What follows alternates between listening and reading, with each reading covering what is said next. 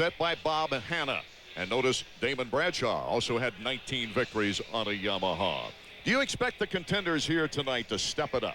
Well, normally I would say I expected that, but I feel it tonight. There's something about it. After watching the practice sessions and then thinking about what's happened in the past couple of rounds, Carmichael has proven he has consistency, but then that bad finish last week with a crash in the first corner, I think he's going to come in here with a little bit more fire. I know Villeman has to come in here with more fire if he plans on winning this championship. So, yeah, I think these guys are going to step it up. And with the 6-time champion is our Davey Coombs. Right here he is, Jeremy McGrath. Jeremy, we're almost the halfway point of the season. What kind of grade would you give yourself at this point? Well, most of the races I'd give myself an A, but I think considering I let myself slide one away in Phoenix, I would give myself probably B+.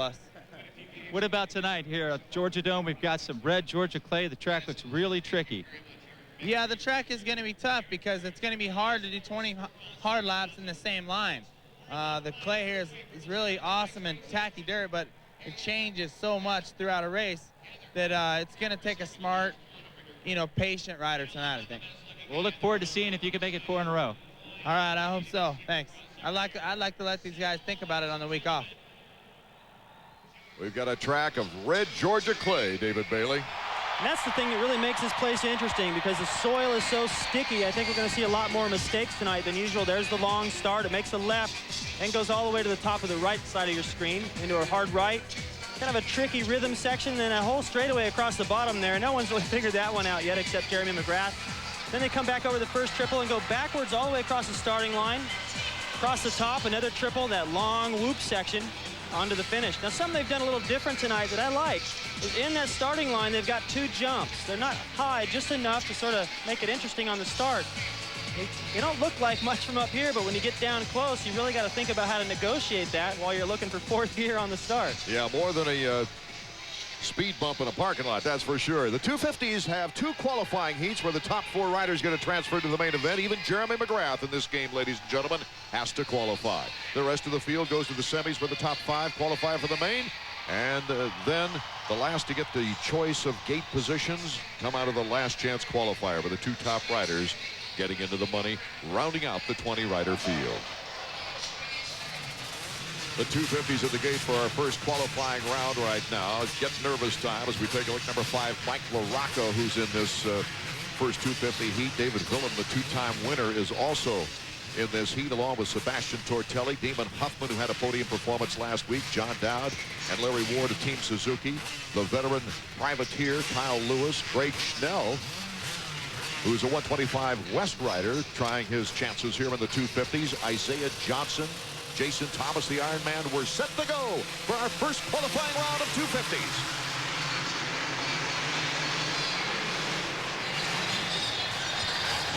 Villeman again, he's got those starts nailed. And a little bit of carnage right behind him. That's Tortelli. Jeff Stanton right there to help him get going. He's got his work cut out to try to make the main out of this. David Villeman in first place. And John Dowd, number 16 on the Kawasaki, in second as we take another look at that start and the problems that were created, David Bailey. Well, Villeman controlled it all the way in, but right there in the middle of the pack, flipping, looked like Schnell and Tortelli got together, and that started the 63 Schnell, Tortelli number 21. See how quick Jeff Stanton got over there to try to get that bike point in the right direction. Remember, the top 4 make it to the main event. After John Dowd, number 16, we've got Mike LaRocco, number 5, and Damon Huffman, number 20. That's the real battle right there for 3rd. I think if I was Huffman, I'd feel pretty good about coming here off of a 5th and then a 2nd last, or a 3rd last week, almost a 2nd. And then his only win was here. Got to be something about this place that he's looking forward to. Mike LaRocco in 1995 also had a win here in Atlanta. In fact, it was 1995 at Pontiac was the last Supercross win for number 5. But Damon Huffman is trying to put the rush right now on Mike LaRocco.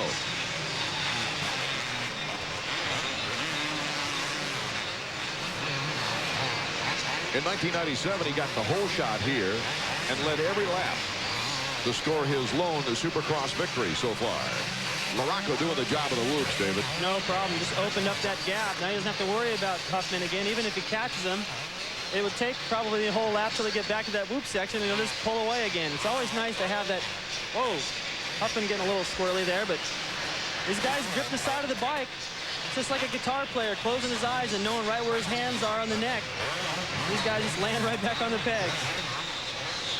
Kyle Lewis is on the bubble as we take a look at Mike LaRocco in third. John Dowd, very impressive in second place, as Villeman is our leader here in the opening qualifier for the 250s. John's got the speed. I think he's really struggled with starts. You know, he keeps getting caught in first turn pileups, and this time he finally gets away and he's able to show his skill. LaRocco, number 5, his worst finish of the season was a 7th place last week. He got hung up behind RC in that first turn crash, had to pull his bike back and get back on and get back into the race, so he had to come back from 16th to get that 7th place finish last week. Mike not really able to. Oh, the leader Villeman there as they approach. That's what the flags are for. The yellow flag signaling Villeman just getting back on his bike as you see Damon Huffman going by. The restart of the 934 Yamaha. So he is still in a transfer position in 4th. He's going for that triple. We just saw Travis Pastrana doing that on the 125. He comes up a little bit short. Not a bad fall. He's able to just get right back up and keep going, but John Dowd inherits the lead, and this ought to feel good for him. Number 16 is our new leader as we take a look at Villeman trying to get back into the action. He's currently in 4th and has got a pretty good position there with Kyle Lewis quite a ways back in 5th. John Dowd, our leader, won here on a 125 in 1996. Look at Villeman. He's so talented as we go to our leader, number 16, John Dowd.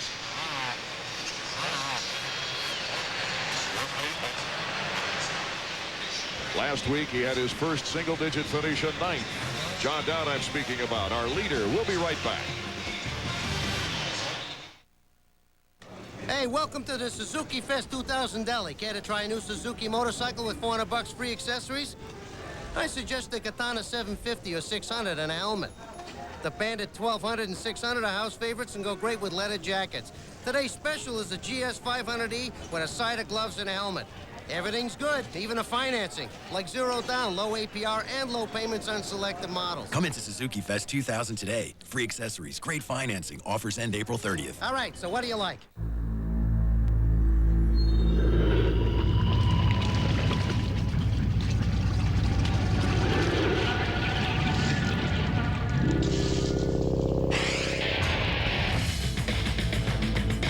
Someday, at a job interview, they'll ask, do you work well under pressure? Try not to laugh. To accomplish everything you need to do on the ground, often you have to spend time in the sky. Fortunately, what you do both places can help you get where you really want to go. Just get the Delta Sky Miles credit card from American Express, giving you American Express service on the ground and Delta Airlines service in the sky. You can apply now, right over the phone. Just call 1-800-SKY-MILE. With the Delta Sky Miles credit card, every dollar you spend gets you a Delta Sky Mile. And when you buy your Delta ticket with it, you gain even faster. You get 1.5 Sky Miles for every dollar you spend. Plus, when you apply now, you'll receive 5,000 bonus Sky Miles automatically with the card. And of course, you'll get American Express service worldwide. Call 1-800-SKY-MILE and apply now. We can take all the information in just a few minutes. Call today. The sooner you get the Delta Sky Miles credit card, the sooner you can get someplace you really want to go.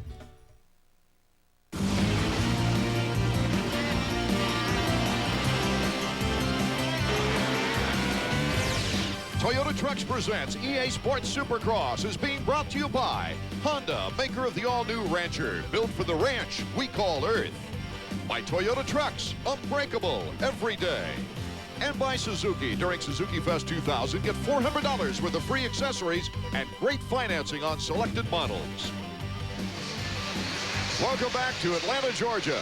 Heat number 1 of the 250 qualifying Supercross is underway. Number 16, John Dowd, is on his way right now to his very first heat victory of the season.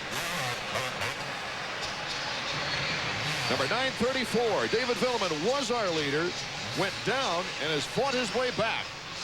That section he just went through is where he went down. Watch what he's doing here. He hits that, well, he didn't do it that time. He's been hitting that little bump and jumping off over into the corner, much faster line. That's where he's able to make up a lot of his time, but that time LaRocco did it, he didn't. So it's Dowd, LaRocco, and Villeman are ordered here in our opening qualifier. Still a great ride for Villeman to open up the big lead he had. I was about to talk about John Dowd riding a fine race in second, but a lonely second because Villeman was so far ahead he went down, but he's made up a lot of that time. You can see Dowd now. And there's Mike LaRocco as the white flag is waving. Final lap underway. Dowd, LaRocco, Villeman, Huffman. There you can see how close. That's the triple where he fell. We saw Dowd get through there and come up a little bit short. As long as you're ready for that, it works. Sometimes these guys accidentally land with their foot on the rear brake, and it just stops them dead. They go over the handlebars. That could have been a little bit of Villeman's problem.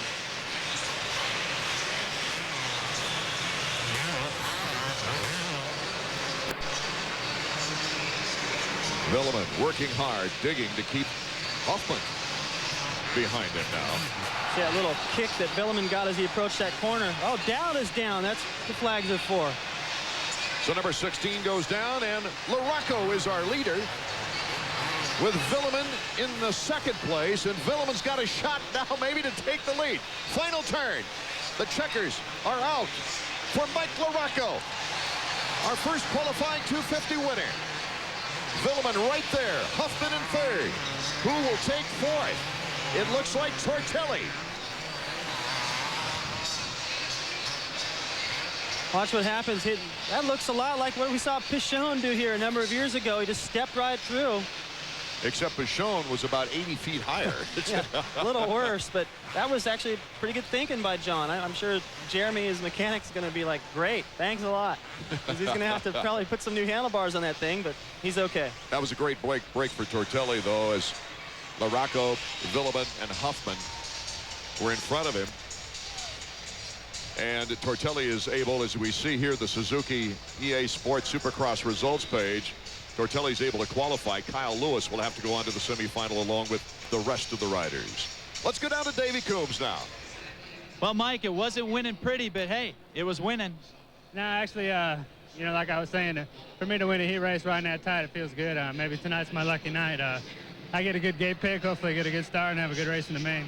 You had some real good races at the beginning of the year, and that seemed like you kind of settled into a groove. What do you got to do to snap out of it? Win a heat like that? Actually, I've just had some bad luck. I honestly, you know, I hurt my shoulder in Phoenix, and that took a little bit of struggle. And last week in Pontiac, I just had a bad, you know, some bad luck getting knocked down. But I still feel good on the bike. I think I'll be all right tonight. John Dowd crashing out of the lead, now on his way to the semifinals.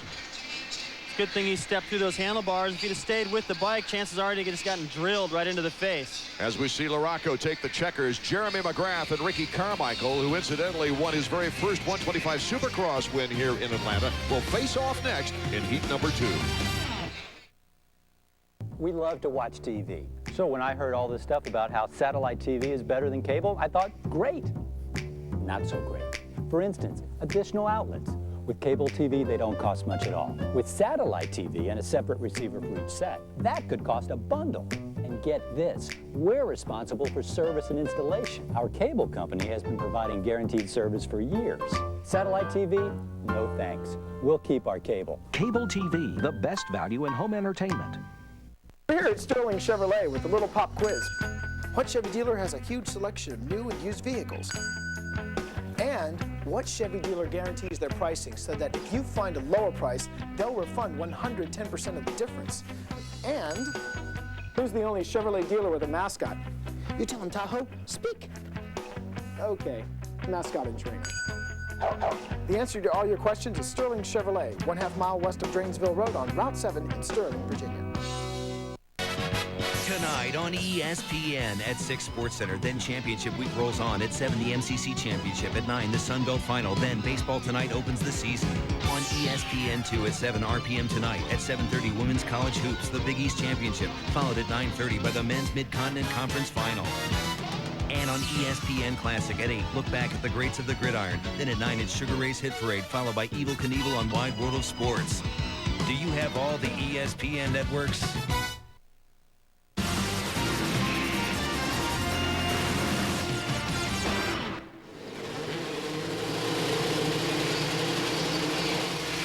Welcome back as the heat number 2 of the 250s is underway with McGrath, Carmichael, Wyndham, Ferry, Voss, Waugh, and others. Jeremy McGrath has taken the whole shot and the lead, but he's got a great challenge from RC. Ricky Carmichael, number 4, bar to bar. Sebastian Waugh in 3rd, Ferry in 4th, Wyndham in 5th. But it's Jeremy McGrath out in front now, taking the lead.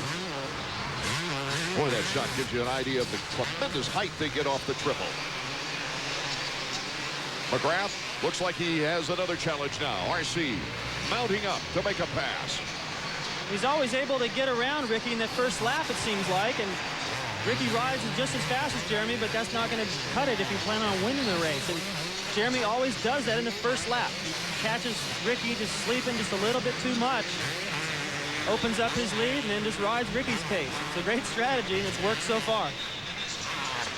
McGrath starting to pull a lead now on Ricky Carmichael, and behind Carmichael, Wyndham past Ferry and Sebastian Waugh to get into 3rd. But it's still Ferry and Waugh in that order. And those two will do battle for the final transfer spot. Jeremy pulls a tear off, stretches that lead even more. I mean, the guy demoralizes his competition in a matter of a lap and a half or two. I mean, what's Kevin got to be thinking? He's a whole straightaway behind, and this race is brand new. Team Kawasaki's Ricky Carmichael, number 4, looking to recover from the double-digit finish last week. Team Honda's number 14, Kevin Wyndham in 3rd. Tim Ferry in 4th. Wyndham through the whoops. Kevin posted 2 third-place finishes in the first 3 races, but since then has had his problems. He had a good practice session this morning. Well, Kevin looked great out there in practice, but he's looked like that just about every round this year. So I just look to see if Kevin can stay relaxed. And last week in the main event, he did. He stayed relaxed and was actually passing guys up towards the end, and he hasn't done that in a little while, so it should help him tonight.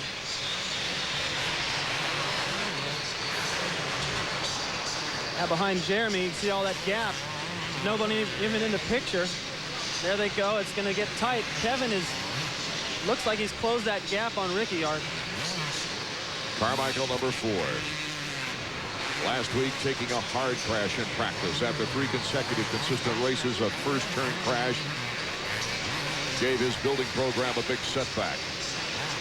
He came back, though, 10 spots after getting up off the dirt there in Pontiac. Right now, Jeremy's turning 54 second lap times. These guys together about 56 and a half. That's huge. That's why Jeremy almost has this entire straightaway on these guys already. That'll mess with these guys' heads when they get through with this race and sit back there and review tapes before the main event. They're going to be thinking, how am I going to go any faster? I know these guys are maxed out and they're just losing a second and a half a lap. Ricky Carmichael in his first full 250 season after that all-time great 125 career is trying to hold off Kevin Wyndham. Not easy to do. You know, you see Jeremy getting that little kick around, and people have talked about how Carmichael is a lot shorter and it's harder for him to get to the whoop section. Well, Jeremy, if you look at his physique, he's got a fairly lower waist. And so if you measure his legs versus Carmichael's, I bet you there's not that much difference, and Jeremy gets through there no trouble.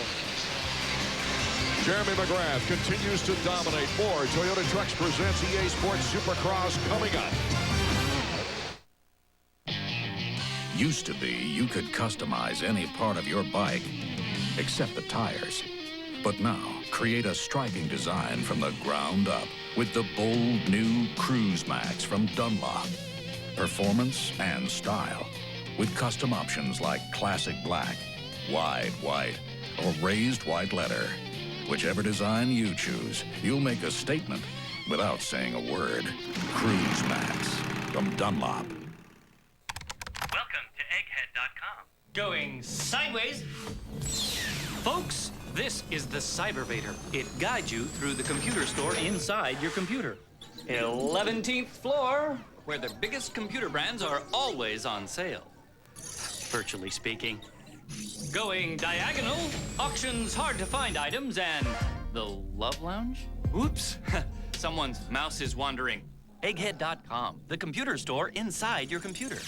The world's top pros are back with the drama, the thrills, and the passion of tennis on ESPN and ESPN2. This week, Tennis Masters Series, Indian Wells. Coverage begins Monday at 3 on ESPN. John LeClaire and Peter Forsberg are prototypes for today's game, winning battles in the corners, possessing incredible finesse in the open ice, and finishing plays in the crease. Flyers Avalanche, Sunday at 8, only on ESPN. This is the game. Back in the Georgia Dome in Atlanta, Georgia, EA Sports Supercross. Jeremy McGrath now lapping lappers. Just a phenomenal ride, David. Amazing. Still turning 54-second lap times. He hasn't gone above that since I've started paying attention to it. And look at him. He just doesn't make any mistakes. Doesn't mess any of his timing up. Right there, he decided, you know what? The inside doesn't work as good. I'm going to go to the outside. That's a line he's got figured out. Looks back at the lapper. The battles for second place right now. There's Ricky Carmichael approaching a lapper. And behind him is Kevin Windham. Yeah, it looked like Windham had closed that gap pretty quick. And I thought this might be a pretty good fight, but it looks like Carmichael either turned it up a little bit or Kevin could be riding a little bit tight. You heard Larocco in the first heat saying he rode a little bit tight. You're hearing our play-by-play coverage, of course, on ESPN2, but you can hear all of the Pace-produced Supercross races live on the webcast, courtesy of PaceSupercross.com. Final lap is underway. Order remaining the same. Jeremy McGrath a few miles ahead of Ricky Carmichael and Kevin Windham. You know, what happens is he's so awesome. He doesn't show any weaknesses. He might mess with these guys in practice a little bit, but when the gate drops and it counts, he just doesn't show any flaws, no weakness. And so what happens, these guys end up standing on the podium at the end of the night with a second or third going, yeah, I feel good. I'm making progress, you know. But that's not catching or doing any harm to Jeremy McGrath. Well, I had a pretty good feeling about number 4 right here, Ricky Carmichael.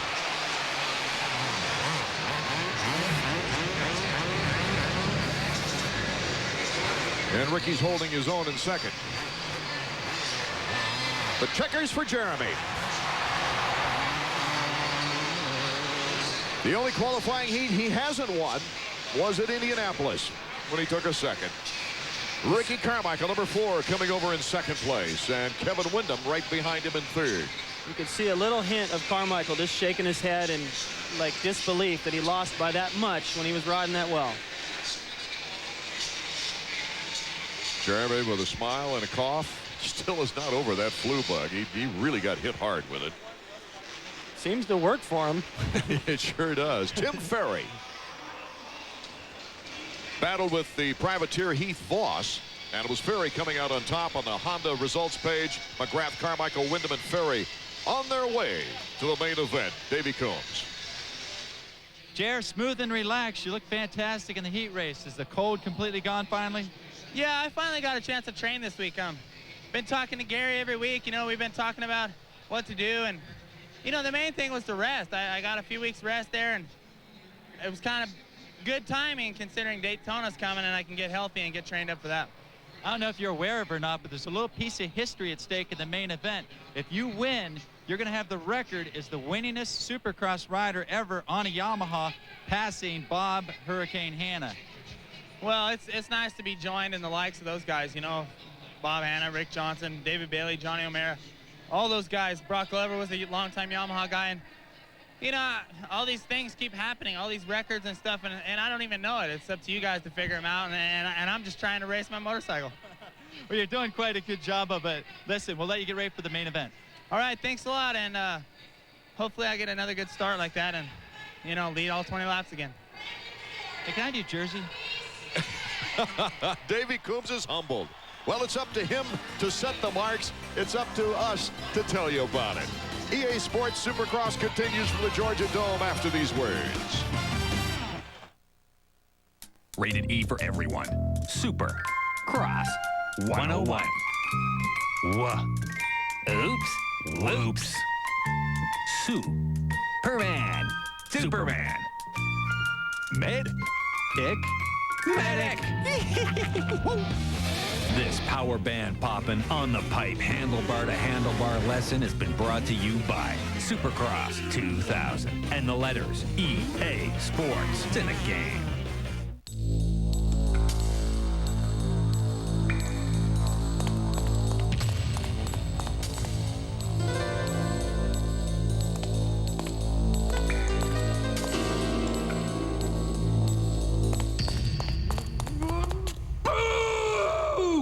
With Quikrete, there's nothing to be afraid of. Quikrete takes the fear out of working with concrete. Championship week rolls on in the House of Hoops. Throw the records out. This season comes down to Tuesday. The Mid-Continent Conference Final. Championship week, presented by 7-Up. Tonight at 9:30 on ESPN2.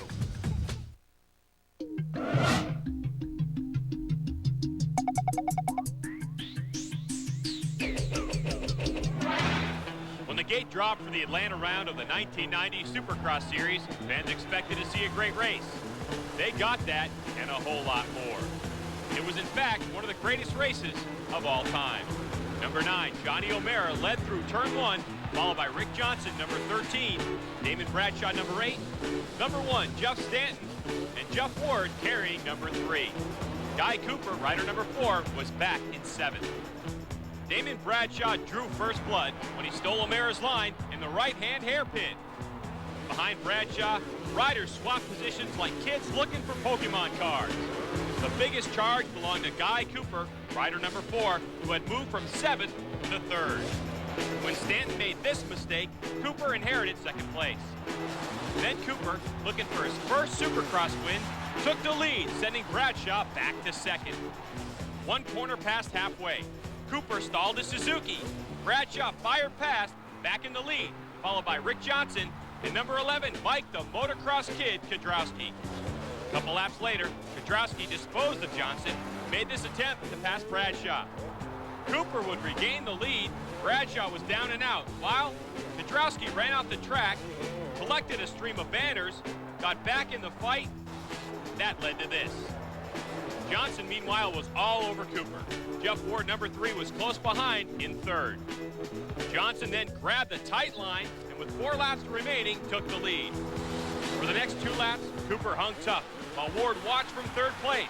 What he saw was Cooper retake the lead. On the last lap, Cooper was poised to win his first Supercross of his career. But Ward, who had passed Johnson, upset Cooper's plan. Cooper would later say, "I had no idea he was there. I thought RJ was in 2nd, and I had him covered." Cooper pushed right up to the checkered flag, but it was Ward's win. Atlanta 1990, one of the greatest Supercross races of all time.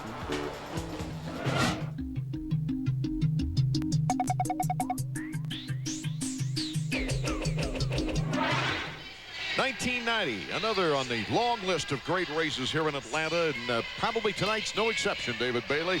Heat number 1, Mike LaRocco doing a great job after David Villeman and John Dowd crashed out.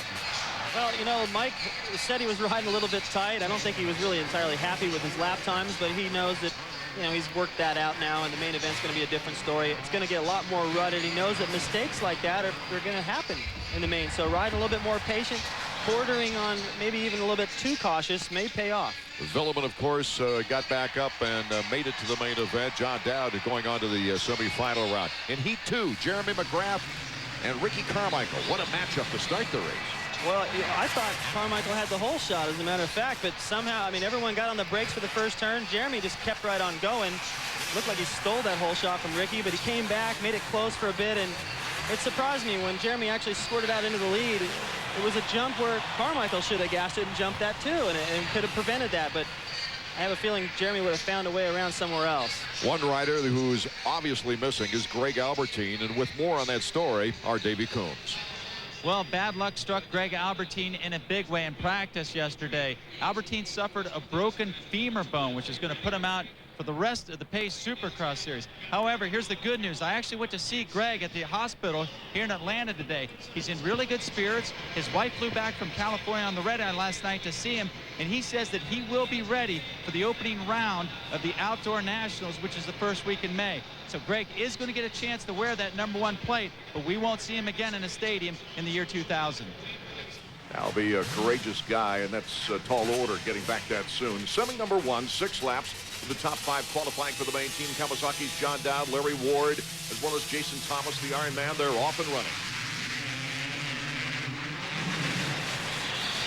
Isaiah Johnson into turn 1 first. Ryder going down to Todd Downs. Looked like Marco Dubé, and he collected Larry Ward along with him, so Larry just can't seem to buy a break right now. Isaiah Johnson on the Honda, out in front, with a big battle on his hands right now for 112, Kyle Lewis, the veteran.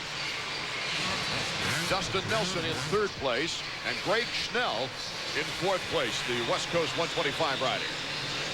Top 5 advance to the main event out of this one, as number 68, Isaiah Johnson out of Albuquerque, New Mexico, in the Atlanta Honda is out in front. Watch what happens. Larry Ward right there in the middle, just getting squeezed. Dubé going into the back of him in the handlebar. It looked like it got stuck up in the rear end of Larry's bike. See if you can tell better from the front. See, when John Dowd put his foot down in there was a lot of front wheels nearby. That's kind of nerve-wracking. But John Dowd, speaking of him, has just moved into 5th place. Both Larry Ward and John Dowd of Team Kawasaki are in this semifinal. And not looking good yet. Ward is down in 10th. As for John Dowd, who you mentioned before, in 5th, he's got Greg Schnell breathing down his neck. Just trailing this battle here. 68, Isaiah has qualified in the last 2 250 races. After working the 125 West Division, he had a 20th at Indianapolis and a 19th in Pontiac. So this would be a good feather of confidence in his cap right now. Yes, it would certainly help. You get the feeling that each time these guys go around the corner before that whoop section, you're like, whoo, here we go again.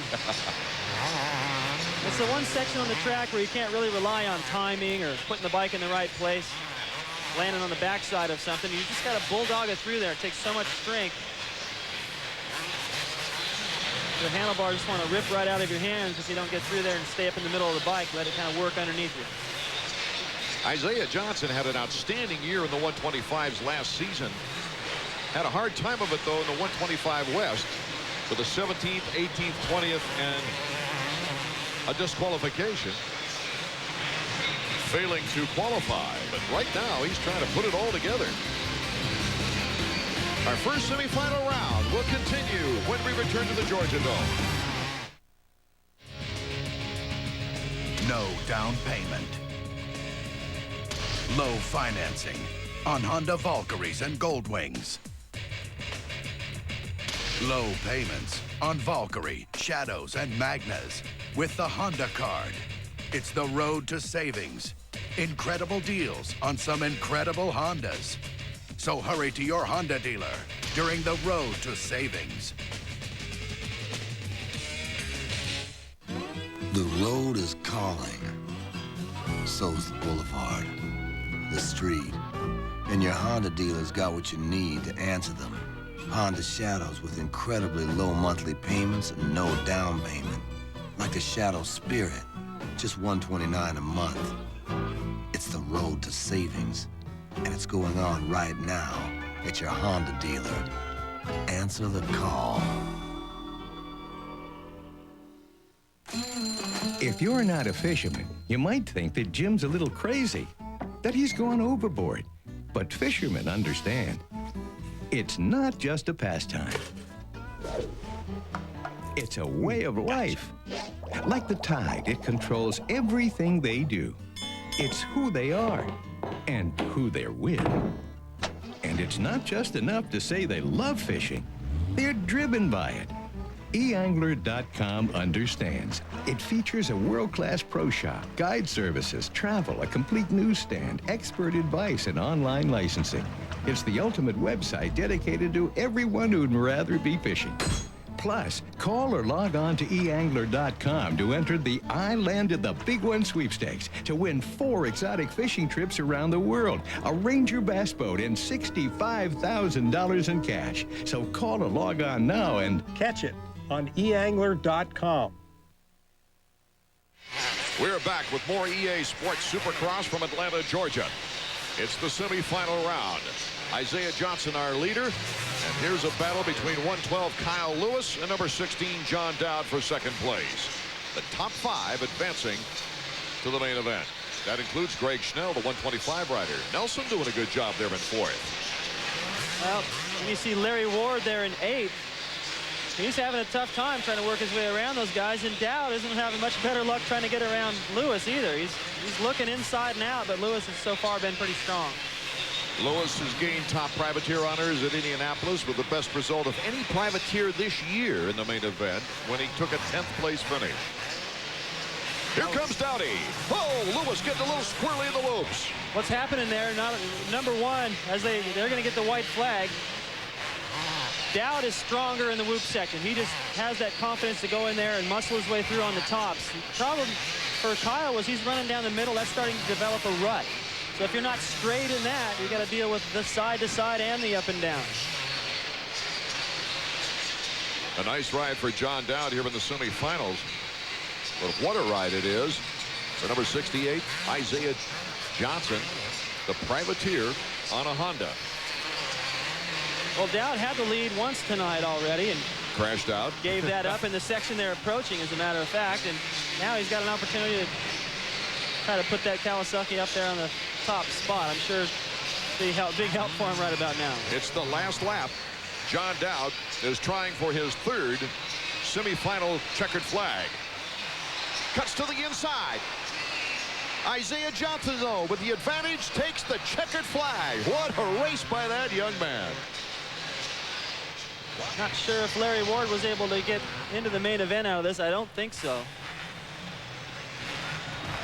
But Isaiah's definitely in there.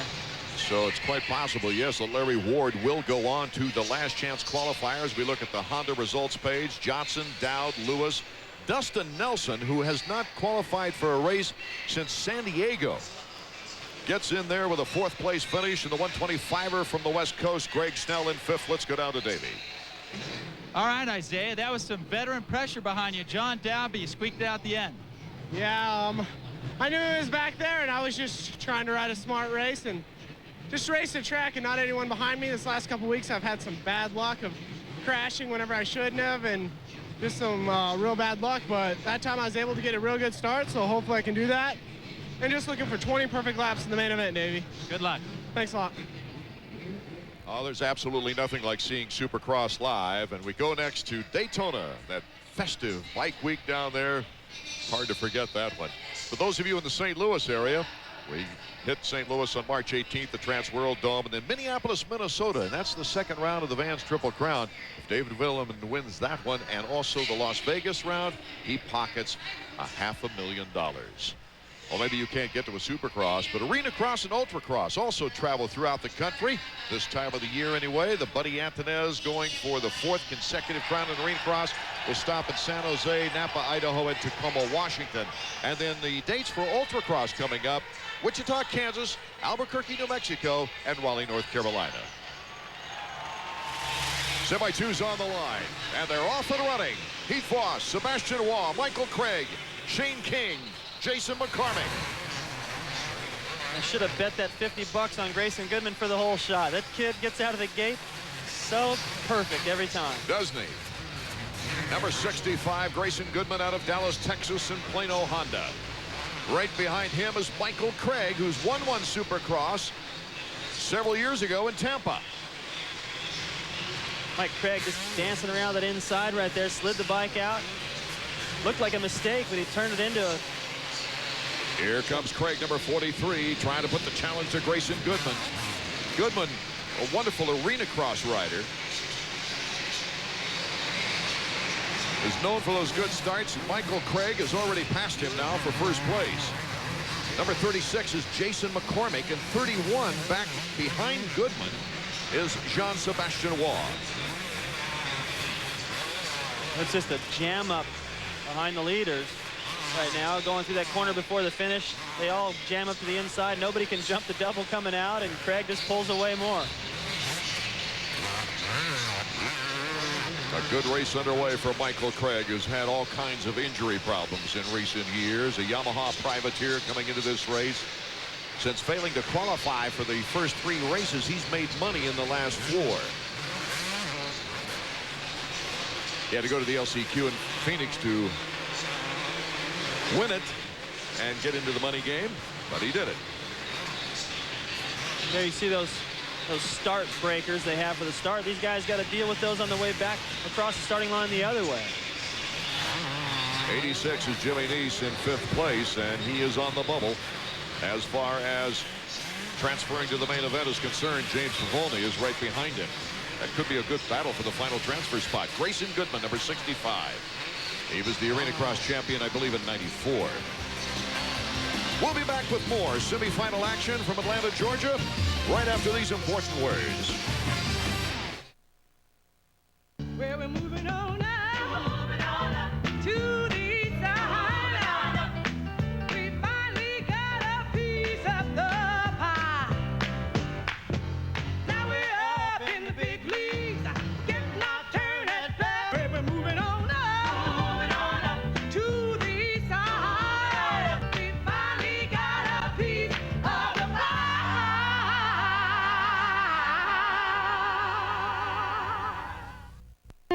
Why Emmett Ray? Because he was interesting. Sort of pathetic in a way. He was flamboyant and obnoxious, and he was funny. To me, Emmett Ray was a fascinating character.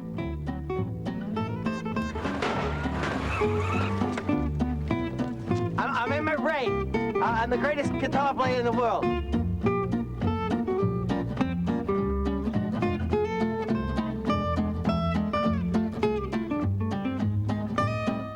If you want to see the best NCAA tournament games in history, then don't miss ESPN Classic's Tournament Time Warp. Catch basketball's biggest stars before they made it big. Jordan, Barkley, Malone, all playing for a national championship. Get warped with Tournament Time Warp. Starts Sunday at 7 only on ESPN Classic. To get ESPN Classic and the greatest NCAA tournament games in history, call 1-800-CLASSIC today. Welcome back to Atlanta, Georgia. Michael Craig's mechanic holding the board out, says +2 on it. You got a nice over 2-second lead on Jean-Sébastien Waugh. Number 43 is Michael Craig. We'd love to see a checkered flag here. Look at these guys just getting bucked around through there. I mean, that's actually a pretty good run. Jason McCormick in his first race back from injury. In 3rd position behind Sébastien Waugh. But this young man, there's Waugh, number 31, getting into the picture now. Yeah, he's been gaining on him. He's putting himself into position and put a little pressure on Mike. And the last lap, when you got somebody breathing down your neck, you always ride a little tighter. You're trying to think where they're going to go and race not to lose. That usually works to the benefit of the guy behind. Jean-Sébastien Waugh in 2nd place out of Montreal, Canada. Mike made a good move back there and taking the inside. Waugh had to change his line. He lost all that time. So unless Mike blows it to the swoop section right here, he should be able to cruise in this one, no problem. Waugh is 2nd in the race for Privateer of the Year. He's won more than $6,700 in Pace Privateer bonus money this year. Here's number 43, headed for the checkered flag. Michael Craig gets a checkers this year with Sébastien Waugh right behind him. The final transfer spot, Grayson Goodman, number 65, and 86, Jimmy Neese, along with Heath Voss. So a great battle for that final transfer spot. Now, Heath Voss just rode right up through the middle of all that. Finished in 4th, it looked like, and he was a little disappointed as he went across the finish line. And Heath Voss is the leading privateer in our series. So on the Suzuki results board, it's Michael Craig, Jean-Sebastien Waugh, Jason McCormick, Heath Voss, and Jim Neese making it into the final round. Let's go down to Davey. Well, Mike, a good, solid ride in the semi. It's nice to have you back up on the podium. Yeah, you know, I feel really good. My Moto World Yamaha, they gave me a chance to get back out here and show them what I got, and they believed in me. So I definitely owe all this to Brian and all the guys at Moto World. I don't know, I mean, I feel good every weekend. I think I'm getting better. I don't think I lost anything, but I've been off for a year, a little bit longer than that with the broken leg that took like 2 or 3 surgeries to fix, and no excuses. These guys are hauling butt. I mean, every race I pull off, I'm tired. So hopefully in the main event I can go out there. All I want is the top 10, get ready for the Outdoor Nationals, and that's what I'm looking for, the 125 right there.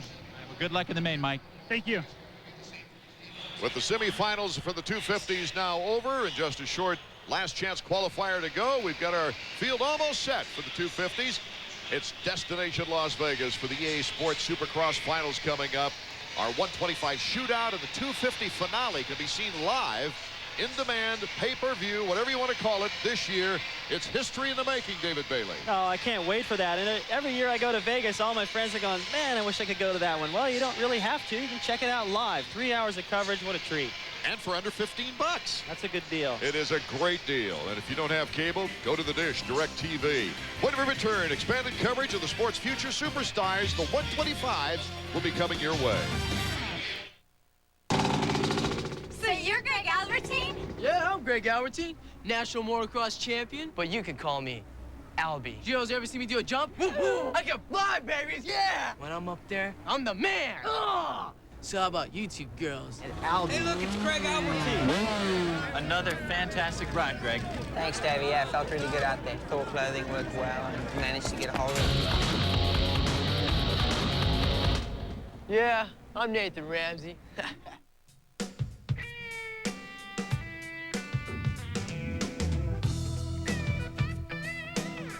To unlock your body's potential, there is nothing better than Soloflex. All the standard strength training exercises, each one correct in form and balance. The original, still unequaled, Soloflex. Well, considering the popularity of the swimsuit issues, the Sports Center swimsuit calendar seemed like an idea whose time had come. Sex sells. Show me the sex. Oh, yeah. Oh, yeah, that's nice. That's nice. I don't want lotion. Get away. Very sexy. Oh, yeah. Megan, give me the snakes, would you? Snakes? No, you're gonna look sexy. It's gonna look great. You've got to be kidding me. We know what people like. Yeah. Gorgeous. Our Honda close-up for this week, 125 East Points leader Brock Sellards of FMF Honda.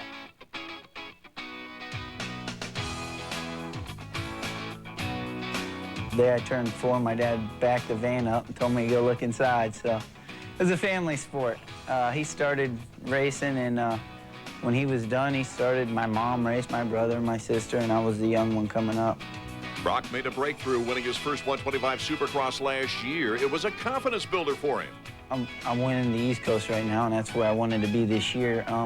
Yeah, I would say so. I mean, I'm really happy. The field is really stacked, and it just, so far I've been going the consistent route, but I think it's time to start winning. So I'm going out there and looking for some wins with these next couple weeks and try to get my points lead maybe a little bit bigger.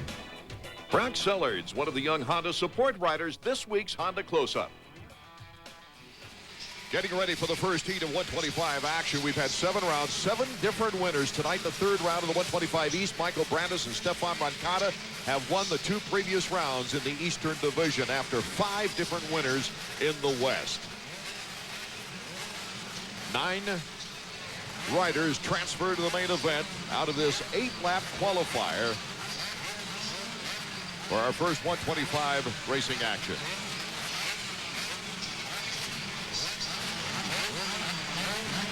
Favorites tend to line up the middle to the inside. Michael Brandis lined up right next to what we call the doghouse in the middle, that little house that covers the mechanism that drops the gate. We're ready to go for our first 125 qualifying heat from the Dome in Georgia.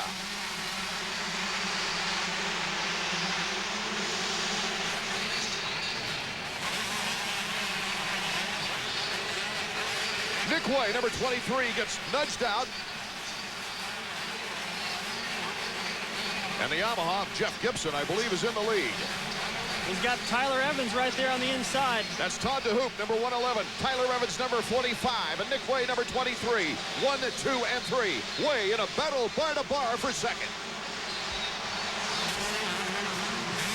Way coming up short on the triple back there. Didn't seem to lose any time, but that's a heck of a jolt.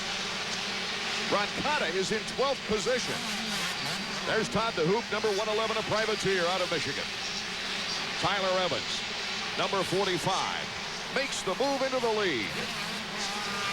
Tyler got on the podium in the opening round of 125 East action with a very steady ride. He started in 5th in Indy and ended up in 3rd on the podium, while crashes happened all around him. Nick Way moves into 2nd, behind Evans. And just into that shot right there is Michael Brandis, the tail end of that lead group. He's not in danger of not making the main right here, but I'd like to probably get out front and run with Tyler and Nick Way, get the flow of it. I noticed Tyler just attacked practice this afternoon. He's been looking really sharp. The rider flying down. Can't tell who that is, but that's this rhythm section that's been giving these guys a lot of trouble this afternoon, especially later in the races when it starts to get rutted. Nick Way glances over his shoulder. Got a little bit of a gap now over 3rd place. I think it was Jimmy Wilson, number 383, that went down prior, as we take a look at Nick Way, number 23, in pursuit of Tyler Evans. Let's check out another look of number 383 on the blue bike nearest to us. Looks like he gets a little bit offline. Cased it, went flying over the bars. Yeah, I thought he might have landed on him. Landed on the edge of the racetrack there, but he just came up short, and that's the price you can pay if the timing's not spot on. A 4-second lead for number 45 on the Suzuki, Tyler Evans. Built that up pretty early. This triple, the 125s are getting over no trouble, but after these next couple of corners, the next triple, on the first lap, Tyler was the only one to do it. It's been really hard for the 125s to get enough momentum to clear this one coming up. Tyler on a Demarina Suzuki in 1st place. Nick Way in 2nd, Paul Curry in 3rd, and we'll be right back with more 125 action from the Georgia Dome in Atlanta in a moment. With a Suzuki RM under you and Team Suzuki behind you,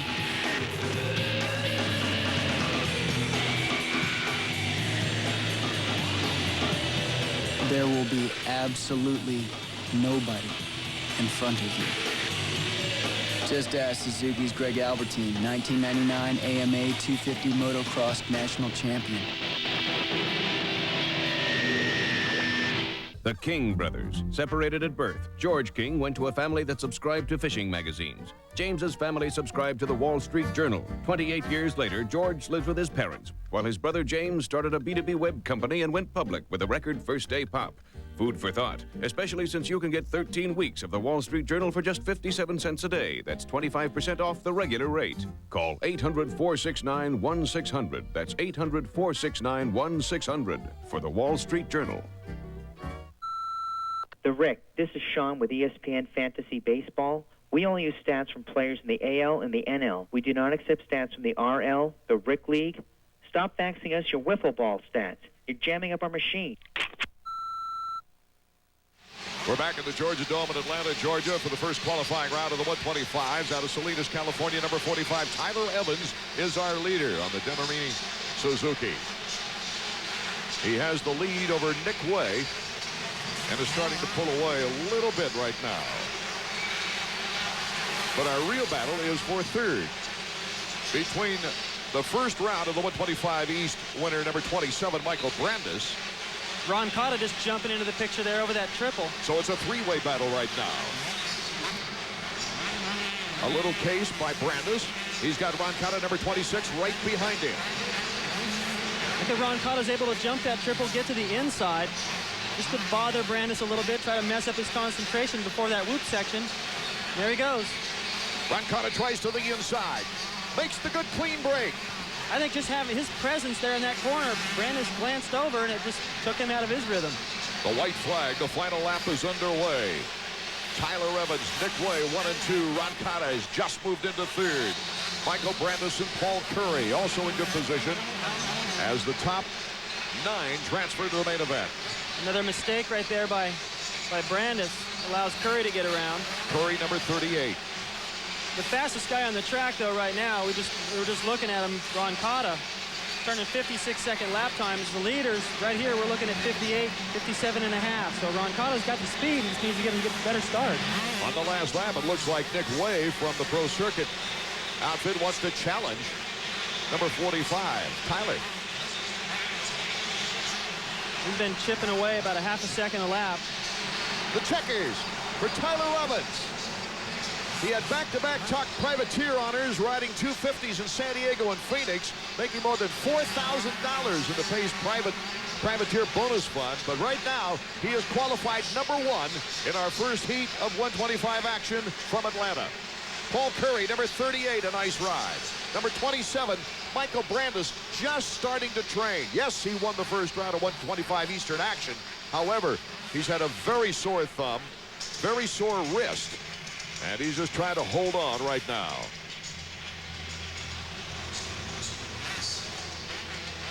On the RedShed.com results page, Tyler Evans, Nick Way, Stefan Roncada, Paul Curry, and Michael Brandis are top 5. As we take a look, the top 9, Mark Bernhardt just getting in to qualify for the main event, and Olaf having to go to the last chance qualifier for the 125s. Let's go down to Davey. All right, Tyler, way to come out firing here at the Georgia Dome. That was way behind you, but didn't seem to spook you at all. No, all I got to do is if I get a good start, I know I can run with those guys. It's all about the start. That time I got a good start, and I think my speed's up there, so hopefully I can maybe pull off a win tonight. All right, we'll look for you in the main. Thanks a lot. Only one other time this sport has seen 7 different 125 winners in 7 consecutive races. This year, the year 2000, plus 1973, when Lusk, Gaddis, Huffman, Lawrence, Pichon, Pedersen, and then Henry turned the trick. This year, there are several contenders, including a defending 125 champion who hasn't won yet. 2 seconds got me into the points lead so far. Now I'm looking for a win to open up the gap even further. I've been staying consistent the first 2 races. Roger and I have all decided that it's about time to step it up and get on the victory podium. It's been 2 races too long. I've been working really hard, and this weekend is my weekend to win. 2 pretty good races, but I think tonight's the night, and I want to see myself on the Yamaha Troy bike in the top of the podium. Well, they're going to have to go through me first because I won last week. Feels good. They won't let it go. I'm going to win again tonight, so good luck to them. Heat number 2 of 125s has the points leader Brock Sellards and Travis Pastrana, number 199. There's number 56, Ryan Clark. Also the Ironman, Jason Thomas, Brandon Jessamine, Kelly Smith, and the defending champion, Ernesto Fonseca. This is a packed group of very talented riders, David. It's unbelievable. When you split these guys up, there's a good look at Pastrana, the new kid on the block. There's Fonseca with that great big number 1, the sign sideways. We're almost set to go for our second qualifying round of the 125. Top 9 out of the 6-lap race. Fonseca getting a nice jump. That was Pastrana just right there on his heels, stood up, feet on the pegs all the way through those first couple corners. Ernesto Fonseca, though, got the hole shot. It's his first hole shot of the year, and Travis Pastrana is right there behind him. We've got a battle on our hands. Brock Sellards in 3rd. So the defending 125 East champion has to hold off the rookie phenom. And he's got the points leader right behind him. He just thrown right in with the Sharks in his first season. This 125 class is so good. Even when you split these guys up, it still looks like the main event. These top 3 guys mean business out there. Wouldn't surprise me if these guys all push each other to a faster pace in the first heat. Oh, he handled the whoops well against the taller Pastrana. Paced it. But Pastrana couldn't take advantage at that point as they go over to the finish line jump, completing the first lap. Fonseca out of Costa Rica, the defending 125 Eastern champion, was the first rookie to win a 125 title in his first pro season. Fonseca is starting to inch away just a little bit now. I noticed in practice he went out and was just business. He turned in so many fast laps. He didn't spend much time studying different lines on the track. He's just like, you know what, it's going to get rutted. Lines aren't going to matter till later on anyway. I'm just going to go out there and go fast, set the fast time, and get some confidence. And right now it seems to be working for him. Number 56 is Ryan Clark from Albuquerque, New Mexico. DeMaria Suzuki. Pastrana chasing Fonseca through that whoop section. The thing that Fonseca is doing there that's a little bit better towards the end is he's timing him. He's jumping 3 and 4 at a time. Here comes Travis as we take a look at Brock Sellards. Oh, what a three-way battle for the lead now. Fonseca with Pastrana right behind him, and Sellards just waiting for the opportunity. Oh, I think Sellards wants Travis to know that he's not just going to let him have this second place. He's going to go in there and make it tough. Brock Sellards gives him a nice push. Hey, it was the other end of the deal in the main event in the first main of the 125 East, where Pastrana landed on Sellards, and they actually crashed a couple of times during that race. Sellards with an amazing ability to come back and take a podium position in third in the first round.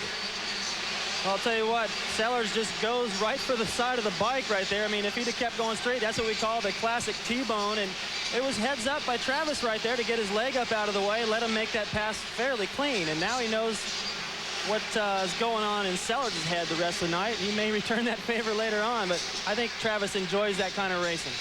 Anticipating a great finish here in our second qualifying heat. We'll be right back with the checkers flag in a moment.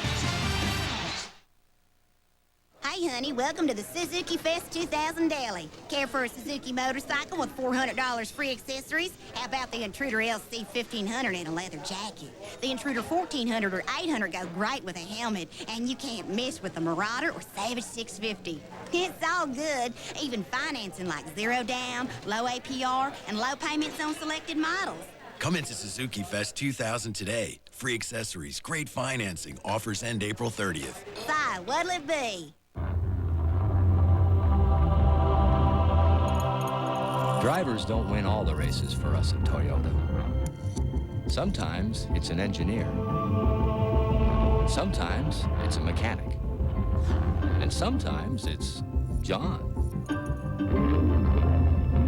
who can take half a gram and turn it into a 16th of a car length. Nice going, John.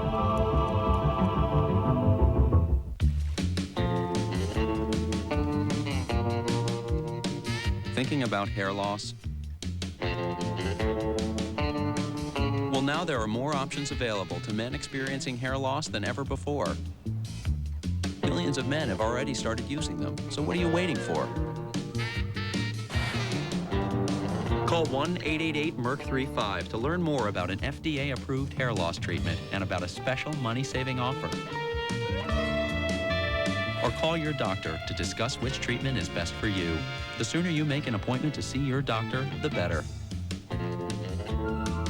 Call 1-888-MERC35 to find out more about a clinically proven hair loss treatment and about a special money-saving offer. Stop just thinking about it. Call today. Merck, helping make hair loss history.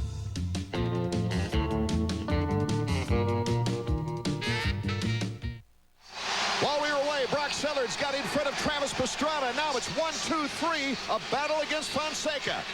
Twice he's come close to passing in the corners the defending champion. What a great race. Pastrana now back to third. I think Travis is just trying to learn as much as he can, not get in there and bang bars with these guys too much, just try to beat him with his talent, being able to take a better line somewhere.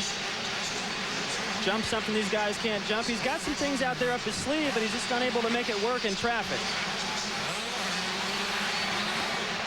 There's coming up to one right now. He's been able to triple this. See what happens. He's going to triple right there. Oh, Pastrana now moves in front of Sellards. AFMF Honda trying to catch up with the Team Suzuki 125 as they go even Steven into that corner. What speed on the turn. Bar to bar. Right behind Fonseca. Sellards has the inside track. Protects his position. But look at Pastrana's move. You know, I think Sellards is trying to maybe just irritate Pastrana a little bit, take him out of his rhythm. I think the opposite is happening. I think Travis is getting all excited and pumped, and all that fun he talks about having, he's having it now. Sellards making a move in the whoops on Fonseca. Little contact, bobbles, and now puts him back into a fight with Pastrana again. The white lap. Final lap underway. This is a roll of the dice, David. This is the section where Travis is tripling. See if he does it again. Oh, Sellards goes for it that time. Sellards went for it when he had to protect that number 2 position. Roger DeCoster looking on anxiously as his young rookie. Travis Pastrana has ridden a very smooth race. Hey, if you ask me, look at the triple. Triples right over Sellards. That was a little bit scary. Sellards knew he wasn't going to be able to have the speed. He looked over at Travis. Travis was already committed. That could have been scary, and I think it was smart by Sellards to back out of that, not case that thing. He's just lucky that Travis wasn't following him. Look at Travis. Here comes Pastrana. Good positioning on the turn. Fonseca, Pastrana. About a tire between the two. I'll tell you what, all 3 of those guys rode a fantastic race. Fonseca for holding off with all that pressure, Sellards for being so aggressive, and Pastrana, the new kid, just for hanging in there and making it good. What a race by Ernesto Fonseca, not only getting out in front quickly, but also holding his position, David. Watch how close this got. Sellards looking over to say, hey, I'm not going to jump this, don't land on me. You got to be committed, you know, before you get to the takeoff, and fortunately, he had just enough space between them where that wasn't a collision. So Ernesto Fonseca wins his first heat of the year 2000 season after a podium finish in round 2 and a tough start in the first round with an 8th place finish. Fonseca, Pastrana, Sellards, Clark, and Skaggs.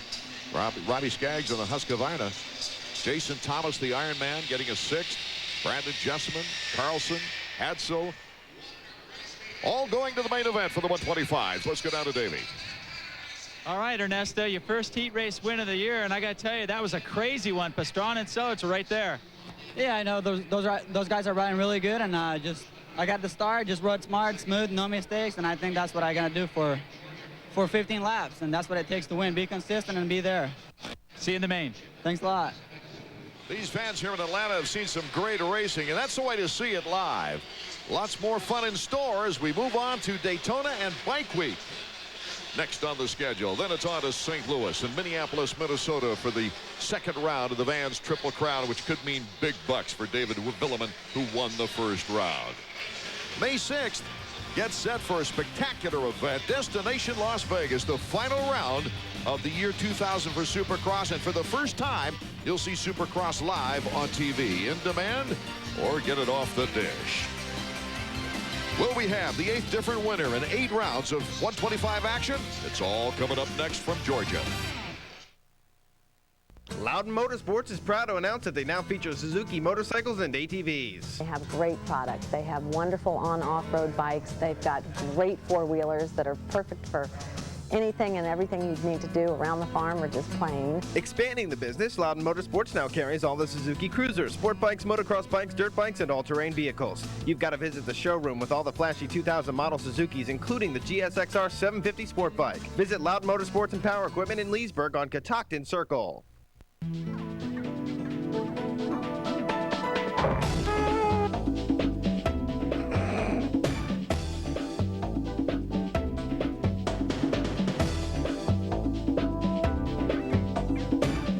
I'm Catherine Banning. And who's heading you after? Yours.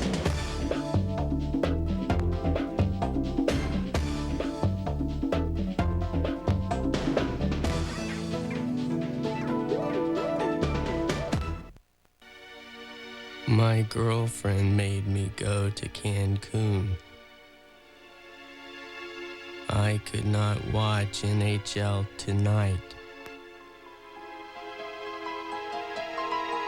When I got back, my knowledge was smaller. I hate Cancun.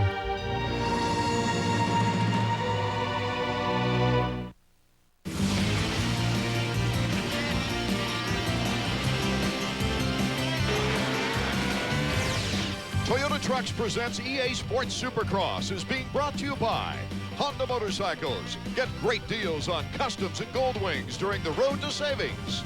And by Dunlop Motorcycle Tires. Traction, speed, power. For everyone with the hunger. Dunlop, superiority.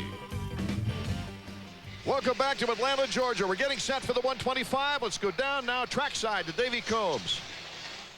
I'm down here on the starting gate with last week's 125 winner, Stefan Rancada.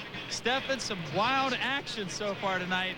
Do you think you can get out here in the main event and win again?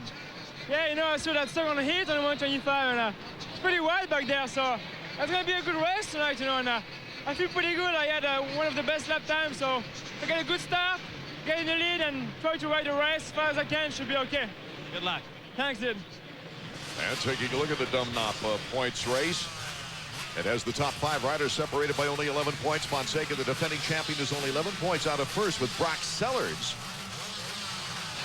who has not won one yet, but has taken 2 second places, leads by a mere 4 points over Michael Brandis and 5 over Stefan Rancada. Our Suzuki 125 grid shows our heat winners Ernesto Fonseca and Tyler Evans, Travis Pastrana, Nick Way, Brock Sellers, the points leader. Stefan Rancada, last week's winner. Ryan Clark and Paul Curry had impressive qualifying rounds, as did Robbie Skaggs. Michael Brandis, once a winner this year in the opening round of 125 East action. Jason Thomas also in there, and a local from Kennesaw, Georgia, is Matt Shue. Brandon Jessamine gets fast starts. We're almost set for our main event. From the Georgia Dome in Atlanta, Georgia, the 125s are revving it up, ready to go. The 30-second board has been up for some time. When it goes sideways, the excitement will reign. They're revving it up now. It's gone sideways. The 125 main event is off and running.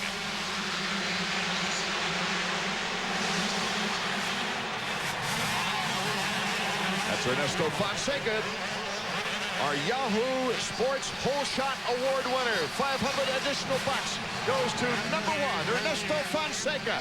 The points leader, Brock Sellers, right behind him with Rancada in 3rd. Good position for Nick Way, number 23 and 4th. The battle is up front with Fonseca and Brock Sellers. Neither up-front riders have won yet. Oh, what a nice pass. Number 26, Rancada, last week's winner. He wants 2 in a row. He means business. And Art, as you know, we were watching practice this afternoon, and I said, I think Rancada's on a roll. He's got the confidence, all the strength, and then he crashed in this loop section right here. I thought he may have hurt his wrist, but the way he came out and rode in that heat race, he had the fastest lap time of anybody in the 125s up to this point. He's going to get a chance to prove it right now. Pastrana went down and is in 11th place right now. Let's take a look at it now on the left side of your screen. Well, he's just jumping over to the edge, trying to work his way through traffic. He was actually in about 11th place when that happened. He was about ready to save it until that rider clipped his front wheel and he went down. He had gotten a horrible start and was just outside the top 10 when that happened. Now he's in 18th, David. Yeah, he's got his work cut out. Up front, though, it's a battle between Yamaha and Troy teammates. Oh, this is going to be a good one. Fonseca, number 1, the defending 125 East champion. And look at Rancada. Back and forth we go. What a 125 main event from Georgia.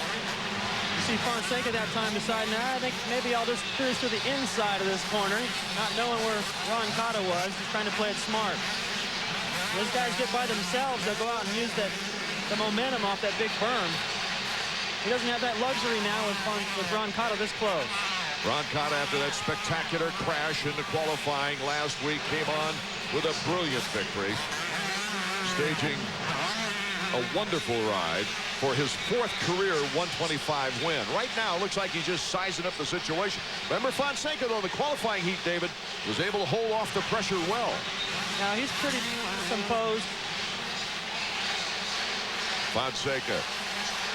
And look at that, Roncada squeezes through on the inside. Back comes Fonseca to retake the lead. Oh, my goodness. And he's just all business. I think if you went down the starting line and took everyone's pulse, they'd all be somewhere up around 180. And if you took Fonseca's, it's probably about 70. The guy just doesn't really get that excited, and it really works for him in situations like this. In Indianapolis, remember when Roncada tried to pass Fonseca, Fonseca was slipping, put his foot out, and got it caught. And Fonseca goes down. Roncada takes the easy route right now. What a break for Roncada, number 26. I was going to say, though, they rubbed together and took each other out of 2nd and 3rd in Indianapolis, and they were pretty careful not to do that again. Brock Sellards in 2nd place now with Nick Way in 3rd. Well, I was about to say, for Brock Sellards, he really needs to stay in touch with these Yamaha Troy guys, not let them get any momentum. Remember last year they were running 1-2 several times, and as soon as you do that, teammates, you start to feel that energy, and no one can come in there and penetrate that zone that they're in. Watch what happens here. Fonseca leading off the finish line jump. He's going to land, get on the brakes. He actually jumped almost out to the bottom onto the flat. And that's what kind of ruined his traction.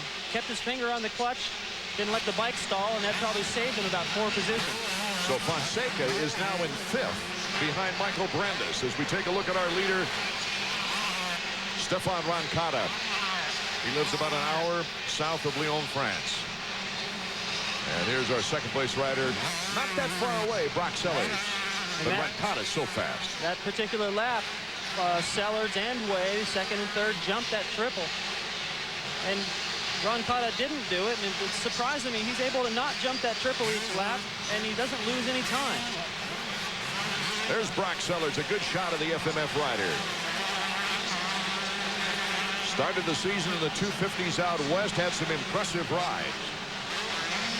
It was not unusual to see him go right from the qualifying round into the main event against other 250 riders. Here's the battle for 4th. Michael Brandis, number 27, goes flying. Bouncing off the bike was Fonseca. Just got out of the way in time for, you can see the dirt all over his shoulder for Brandon Jessamine coming through. Scared both those guys. So Fonseca moves up another notch into 4th behind Nick Way. Check it out again. Watch number 27. You can tell he just didn't look like he had enough speed getting into that thing by this body language, and definitely came up short. Number 44, Jessamine, just barely avoiding him. Okay, our leader is Stefan Roncada. Might he become the first 125 rider on the year to win 2 wins? We'll be right back to find out. Now, get the biggest enlistment bonus the Army has ever offered. As much as $20,000. Plus up to $50,000 to pay for college. For your future, for your country's future. Call today. 1-800-USA-ARMY. Applicants wanted. High-tech jobs. Window offices. No experience necessary. What would you do if you didn't have to make a mortgage payment for 90 days? Pay off those holiday bills. Take a winter vacation. Eliminate every credit card balance you have. Pay off your car loan. Superior Bank wants to work with you, giving you 90 days free from your mortgage payment. That's right, no payments for 90 days. If you're a homeowner, call Superior direct at 1-888-678-7777 now and hear how you can take advantage of this limited-time home loan program. Soccer fans, get ready for a whole new season of MLS action. Your favorite teams and your favorite stars are back for more incredible world-class soccer. When you order MLS ESPN Shootout, you'll get up to 100 regular season and playoff matches you can't see anywhere else. So bring the action home. Order MLS ESPN Shootout now. Call your cable company, DirecTV at 1-800-DirecTV or Dish Network at 1-800-333-DISH. Welcome back to the Georgia Dome, where more than 60,000 fans might see a string of 7 different 125 winners broken. Stefan Roncada is leading. He won last week. He's in the driver's seat right now in this series. He's got the momentum. He's got everyone a little bit intimidated, especially if he can stay up and pull this one off, make it 2 in a row. You know, it's really rough on this Georgia track, let me tell you. Guys are banging bodies and bikes all over. Look at Brandis. Well, he just held his line. And he leaves someone in the wake. Looked like Doug DeHaan out of Ontario, Canada. Our leader so far has not made a mistake, and he's not pressured. Brock Sellards in second, Nick Way in third. As a matter of fact, through that corner when Fonseca went down right in front of him, he was pretty quick reflexes to dodge him and his bike. Not get caught up in that. We're at the halfway mark of this race, the 125 main event from Atlanta, Georgia. Roncada already with 1 win, that 1 podium. Has not had a hole shot this year, but has led 15 laps coming into this race. All 15 last week. Now his lap times right now are about a 56. And second place Sellers is running about 57. So he seems to be able to take about the half to 3/4 of a second a lap away from Sellers, points leader. Yeah, I don't think at this point Sellers is starting to ride careful. He's just getting around Matt Shue from Kennesaw, Georgia, one of the locals here. The fans are cheering for. But Roncada is moving flawlessly right now. See if he triples this. Now I think it's getting rutted and it's a little bit of a risk. So he figures, hey, if I don't lose that much time, might as well just play it safe. Travis Pastrana has come all the way back to about 7th place, and here is 199. Imagine what would have happened had he not gone down. That the bad start was something I think he could have overcome, but crashing and on top of that, he lost way too much time. 2 4th places in the 2 previous rounds, and it's turning into a learning process for Travis Pastrana. Maybe the best thing that could happen to this young phenom. Have some tough times of it right at the beginning. Yeah, if it all comes too easy, too quick, you get a little bit spoiled, and somewhere down the road, you got to pay a price. Well, Ricky Carmichael, David, in his first 125 Supercross year, didn't jump right in and win it all. Nope. That's for sure. Here's our leader, Stefan Roncada. Still clicking off those 56-second lap times.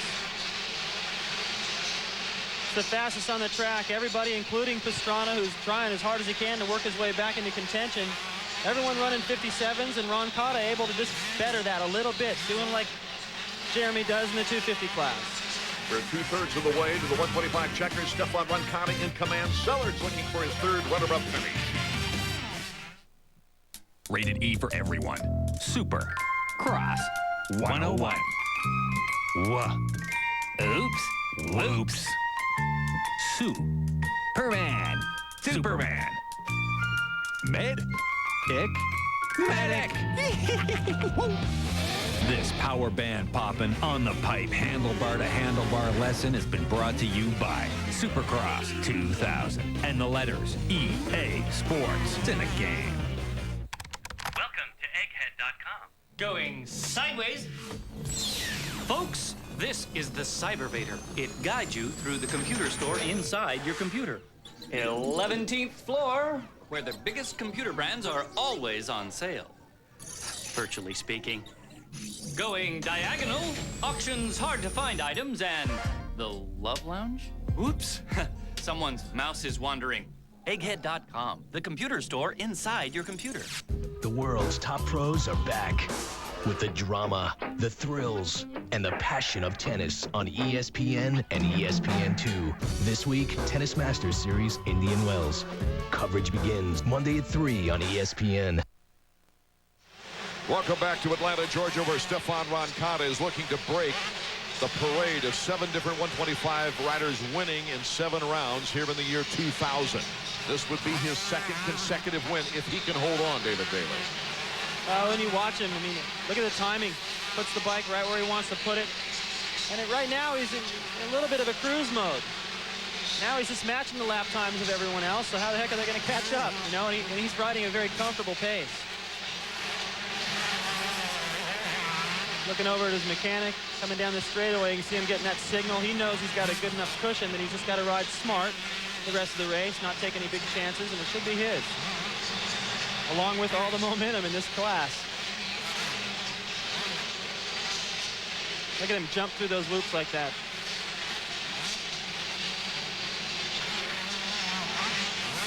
If Roncada holds his position and Sellards holds second place for the third consecutive 125 East round, Sellards his lead would drop to 2 with Roncada behind him. Well, like I said before, I don't think Sellards is already thinking about championship mode and riding careful. He's trying to go as fast as he can and get the win, but Roncada just got a little bit more. Now look how close Fonseca has gotten to Nick Way.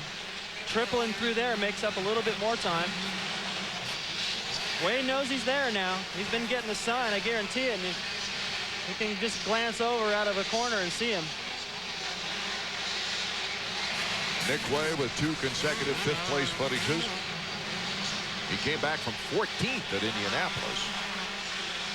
Had a good 5th place race here last year, but looks to top that now in 3rd.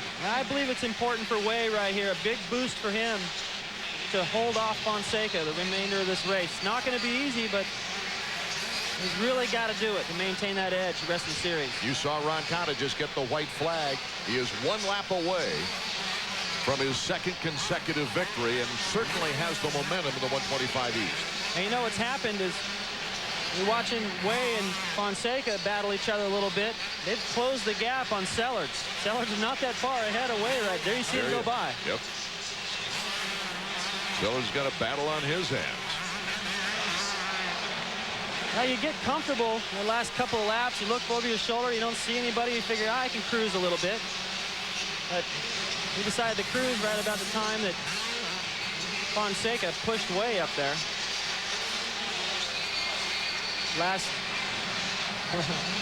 He's enjoying himself this final lap. He's having fun. Tyler Evans about ready to get lapped. I have to feel something must have happened to him because he won his heat race and has been looking sharp lately. Wisely gets out of the way for the leader. As the checkers, he can see it. Roncada crosses up and takes the checkered flag. Well, you got to say that Roncada was ready for that one, because when all the contenders who hadn't won a race yet were saying how they were ready to become the 8th different winner in 125 action this year, Roncada says they had to go through me. And they couldn't catch him here tonight. Right there at the end of the race, something happened to Brandon Jesseman. Must have gone down. That moved Pastrana up 1 more spot. So he salvages a 5th place after a horrible start and going down. So he's still in contention.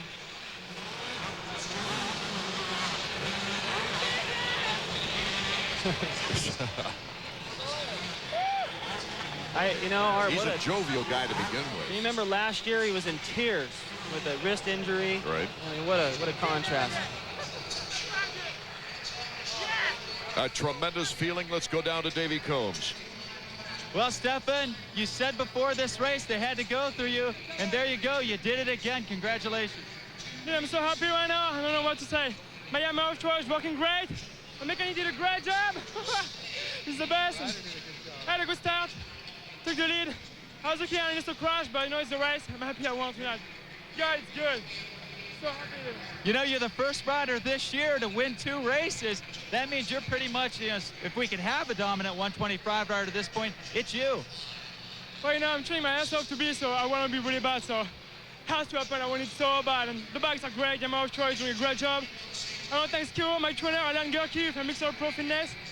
Without him, I couldn't do it. You know, Mark Peters on my great track in my backyard.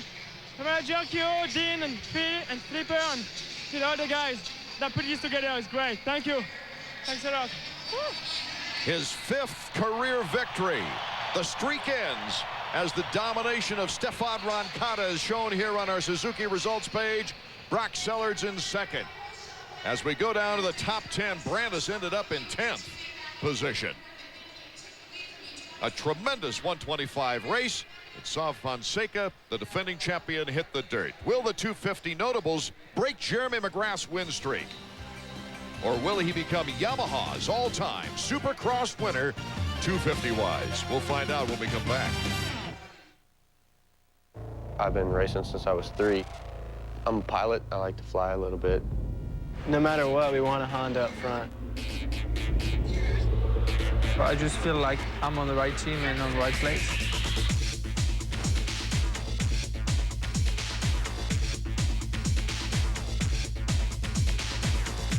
Je m'appelle Sébastien Tortelli. Je cours pour le team Honda. I guess you could say I was just a little bit hairier than the other kids. They said I was hairy like a bear, and then it was Yogi Bear, and now it's just Yogi.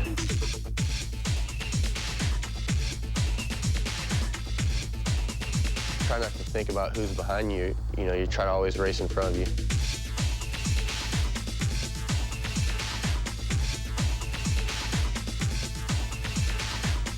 You feel like you can be free.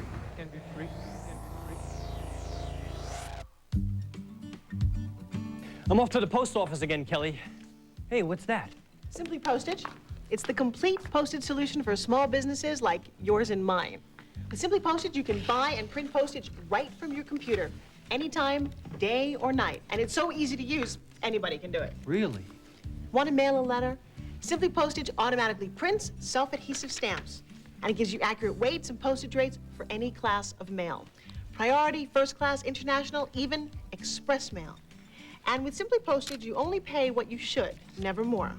So no more trips to the post office, no more waiting in line, no more mistakes? Simply Postage really does make postage simple. Why do you think they call it Simply Postage?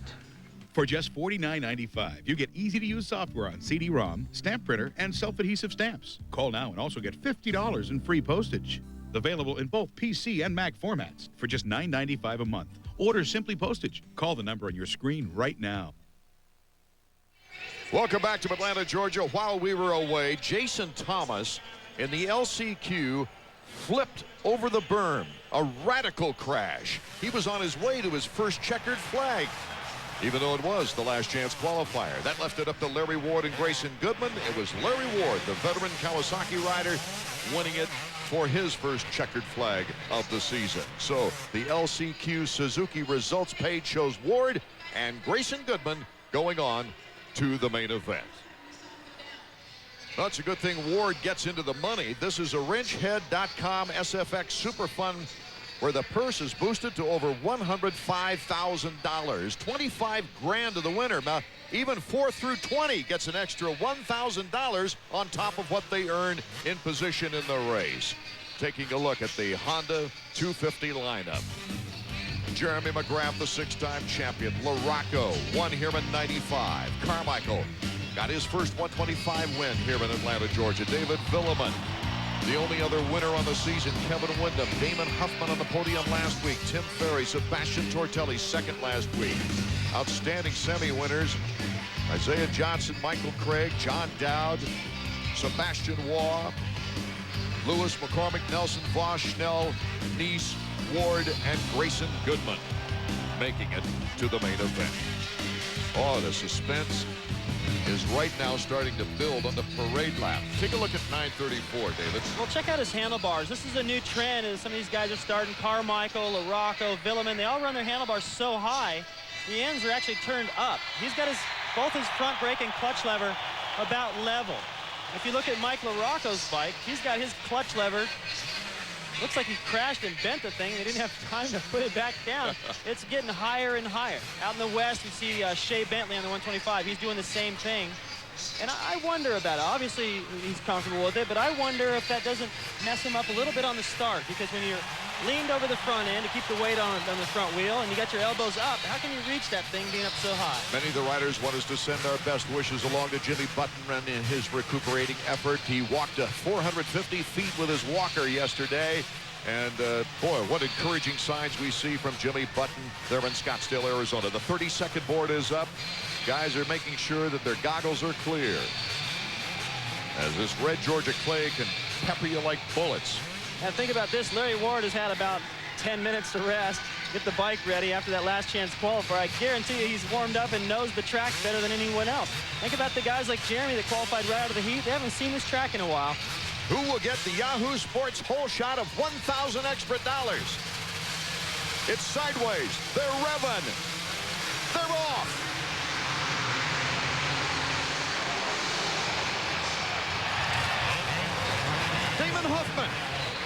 Damon Huffman, who got on the podium in 3rd place last week, got the whole shot. But right there is Jeremy McGrath and Ricky Carmichael.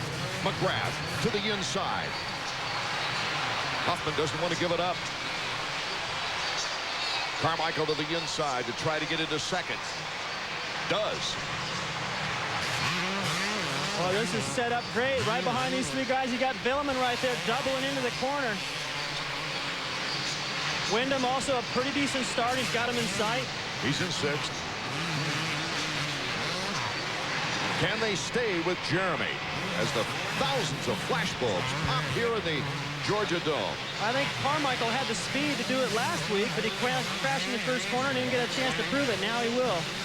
I think they shipped the dirt for this track from Carmichael's house. It's so similar to what he rides on. Jeremy McGrath, Ricky Carmichael. And now David Villeman in 3rd, with Huffman slipping back to 4th. Villeman coming up a little short on that triple where he crashed in the heat race, but his long body soaked it up a little bit better that time. What are we seeing in Jeremy McGrath now? His strategy usually has been bust it as best you can and get away. He will. He's focused so much on the beginning of this race. Get into the lead if you don't get the start. If you get the start, disappear. Don't even let anyone study anything that you're doing and ruin their confidence. If you're riding your best and the guy's pulling away from you, you start looking back going, all right, well, let me just make sure I keep these guys off me. Forget catching that guy. He's already 4 seconds ahead of 934. David Villeman in 2nd place. Wyndham apparently has gone down, Art. So he's circulating around in last place. So McGrath, Carmichael, Villeman, Huffman, and Tortelli are top 5. And the blows continue for Kevin Wyndham. Yeah, last week he went down, but I still think I was encouraged, as a matter of fact, by seeing the way that he charged the end of the race. Had been a tough one for him, and I don't think he really meant to have to crash and come back. I don't think he wants to turn that into a habit, but he's definitely got to come from a long ways back this time. Let's go down to trackside. Davey Combs. Hey, take a look at this. This is Mike Craig's bike, a DNF right before the end of the 1st lap. You're trying to figure out what happened to Kevin Wyndham. Well, Craig wrecked right in front of him, and Wyndham ran into the back of him. Craig's out of the race. Wyndham dead last. Too bad for both guys. That was obviously a pretty tremendous impact. It takes so much strength. I wish I had some sort of figure to give you some telemetry on what it takes to break those handlebars, but it's not easy to do. Our leader, Jeremy McGrath, just simply pulling away. Look at that. Just pops up into that corner and makes it look easy. He's reaching up to readjust that clutch lever, take the play out of it. In 7 years, he's placed at least in the top 4 every year here in Atlanta. He's looking for his 4th win in 5 years at the Georgia Dome. And here's David Villeman. He's trying to ride his best, put in his best laps, but he's just not able to make any ground. LaRocco starting to charge up, but once again, he's having to charge up. It's a battle for 7th with Larry Ward in 6th. I just keep our eye on LaRocco in the last 5 laps of this race. Look how strong he is through there. He'll come out of this corner, and, well, it looked like Larry closed the line a little bit, but he normally would triple that.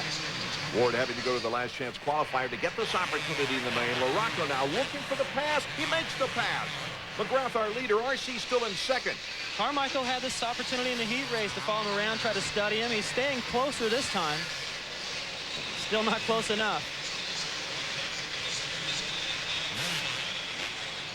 I mean, for Jeremy to know he has this lead, almost 3 seconds now, he just goes into a pace that he knows he can maintain, and they'll never catch him.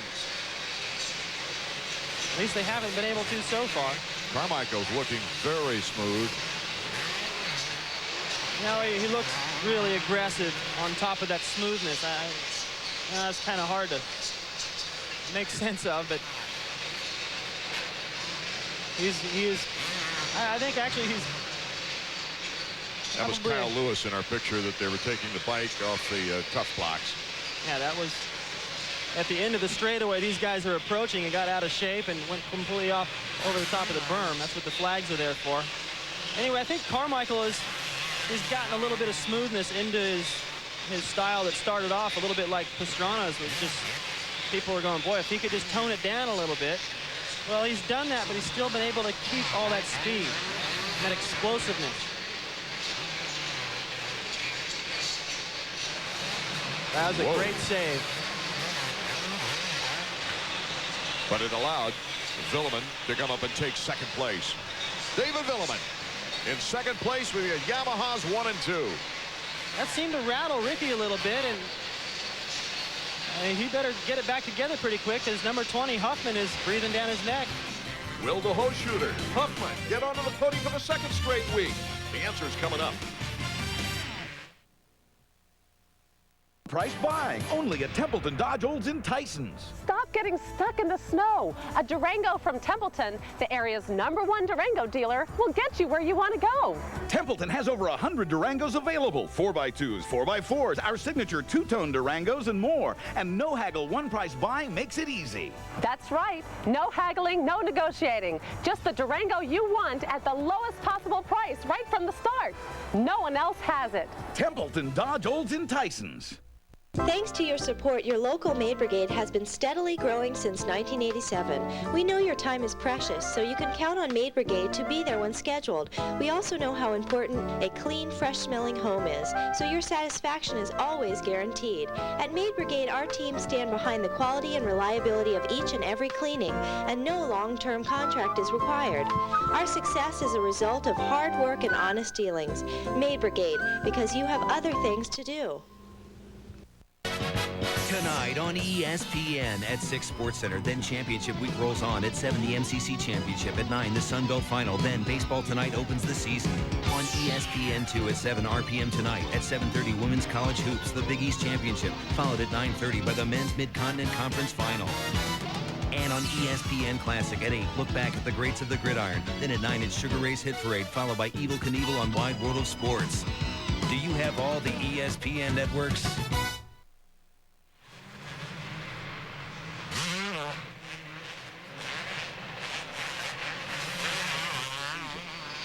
Now, Carmichael was the one putting the heat on him.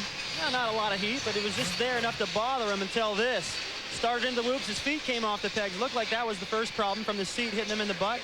Great save, and the only way you can save that is a grip on the bike with your knees so you can land back on the pegs, and you use that clutch, and every time your foot gets back to that rear brake, step on it a little bit to try to slow down. What a great recovery right there. I think a couple of years ago, or even last year on the 250, he'd have gone down. Yeah.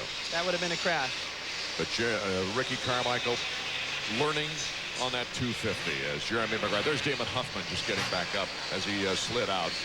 He was in 4th position at the time. That was right before the whoops, and both Tortelli and Mike LaRocco went around. So looks like put him in 6th. Huffman was pointing at something. So in recapping, it's Jeremy McGrath, David Villeman, Ricky Carmichael, Mike LaRocco, Sebastian Tortelli, and then Damon Huffman.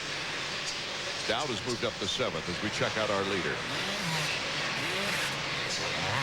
He's got a pretty good fence right behind him. One of his best friends, Grayson Goodman, but I'm not sure he's going to need it.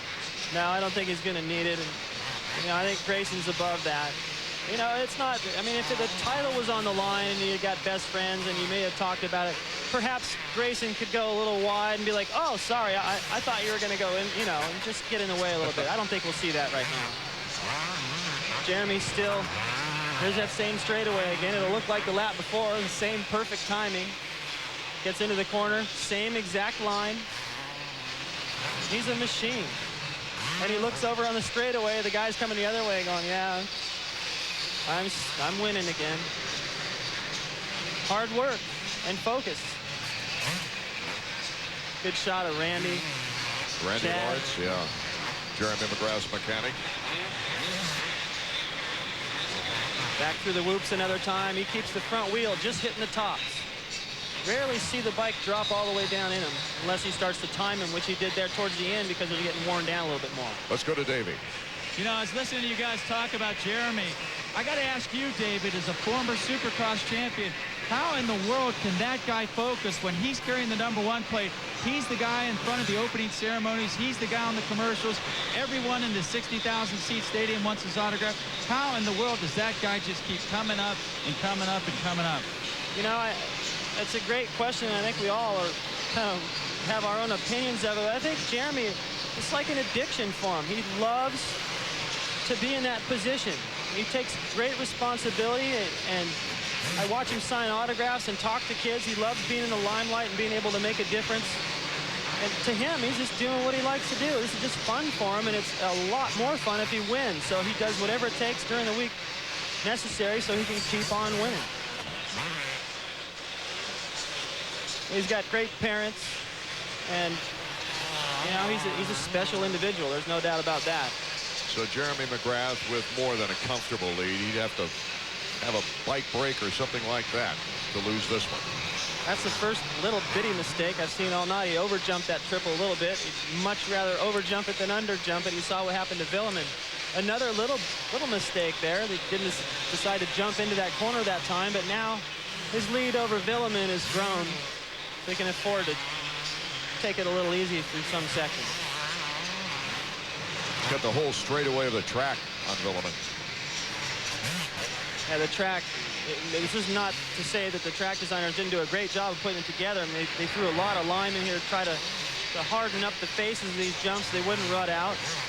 But this kind of soil wears down. You see Jeremy moving over out of that middle groove where the rut is, and he doesn't have to deal with that. Started to have to pick a lot more lines. He talked about that earlier in the show, that you're going to have to be patient. He wouldn't be able to use the same line for very long. He's really skilled at being able to figure out where the next best line is going to develop and find it before everybody else. Less than 5 laps to go for Jeremy McGrath, who's gunning for his 6th victory. It would be win number 65 on his career. About an 8.1 second lead on David Villeman, a 17.3 second lead on Ricky Carmichael.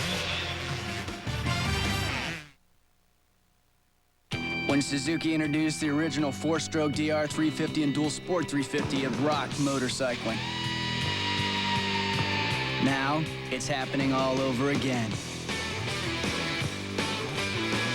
Introducing the all-new DRZ400 and DRZ400S from Suzuki. 4-stroke thunder. On-road or off.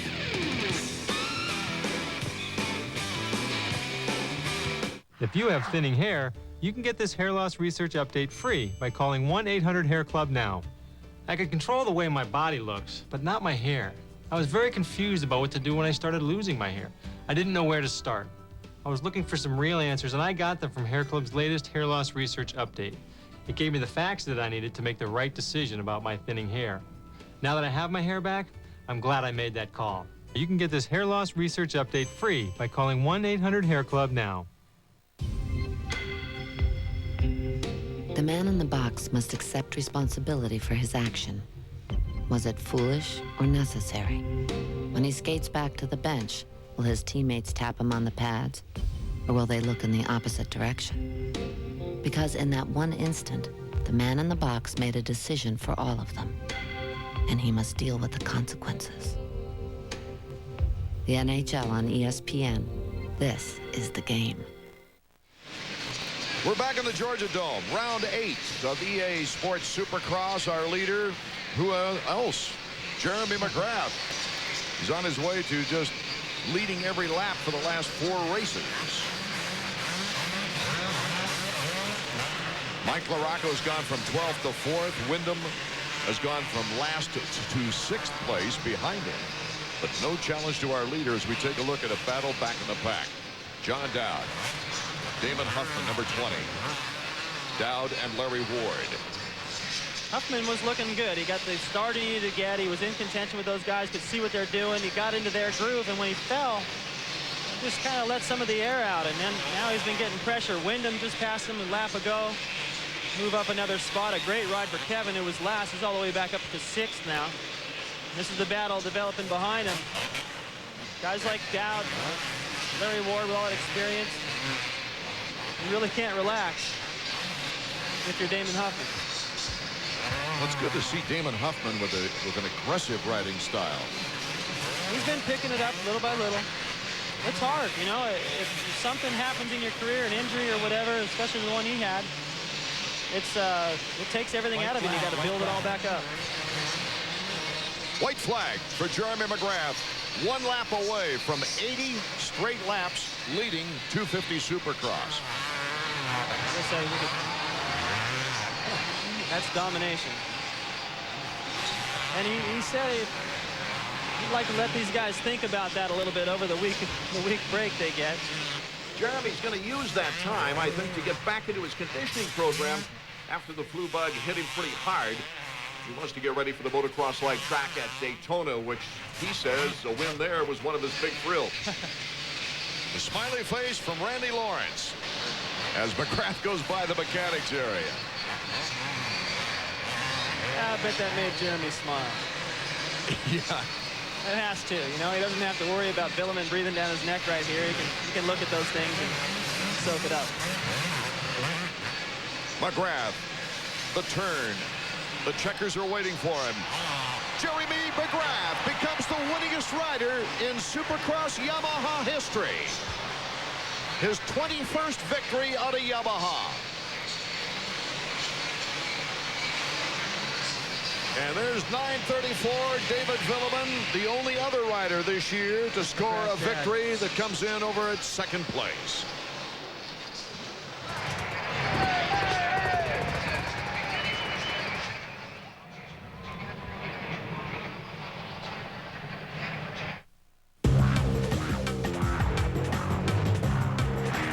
Very bumpy for Supercross suspension, and so it's why we get tired very easy. And but the track is very fun, and it's more like an outdoor track than a Supercross. They're all looking at this young man, Jeremy McGrath. This unique Daytona track makes the crews almost totally redo the bikes for the regularly enclosed Supercross tracks. Team Chaparral Yamaha scheduled extra testing sessions nearby during this week. To prep for this week's Daytona Supercross, Team Chaparral Yamaha decided that a little extra testing was in order for the men in blue to prepare for the tough motocross-style Daytona track. Actually, we get pretty lucky because we have Rich uses track here that we get to ride for 2 days. And it's actually a little more extreme than what Daytona will be. It's deeper sand. And basically what you're going to do to change the bike is Jeremy usually finds a setup he's pretty happy with, and he doesn't really change much. Even like the front tire that he uses, the same one he used in Atlanta 2 weeks ago, we used here on the sand track today because he just likes the way it feels.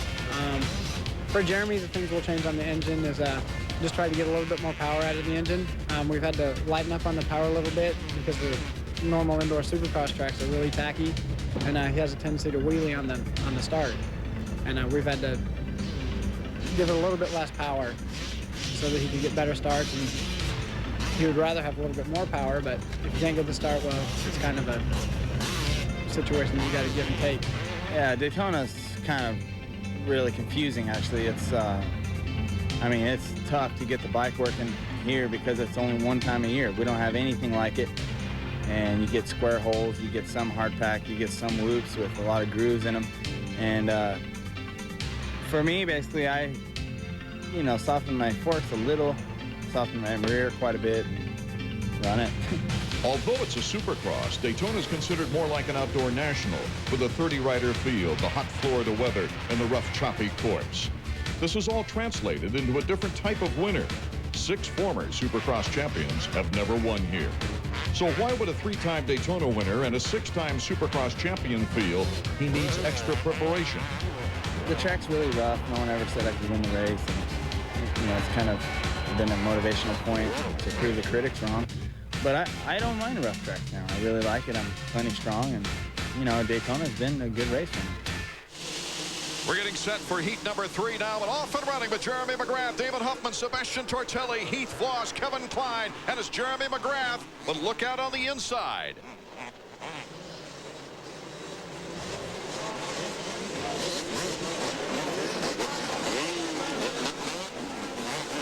Kevin Klein.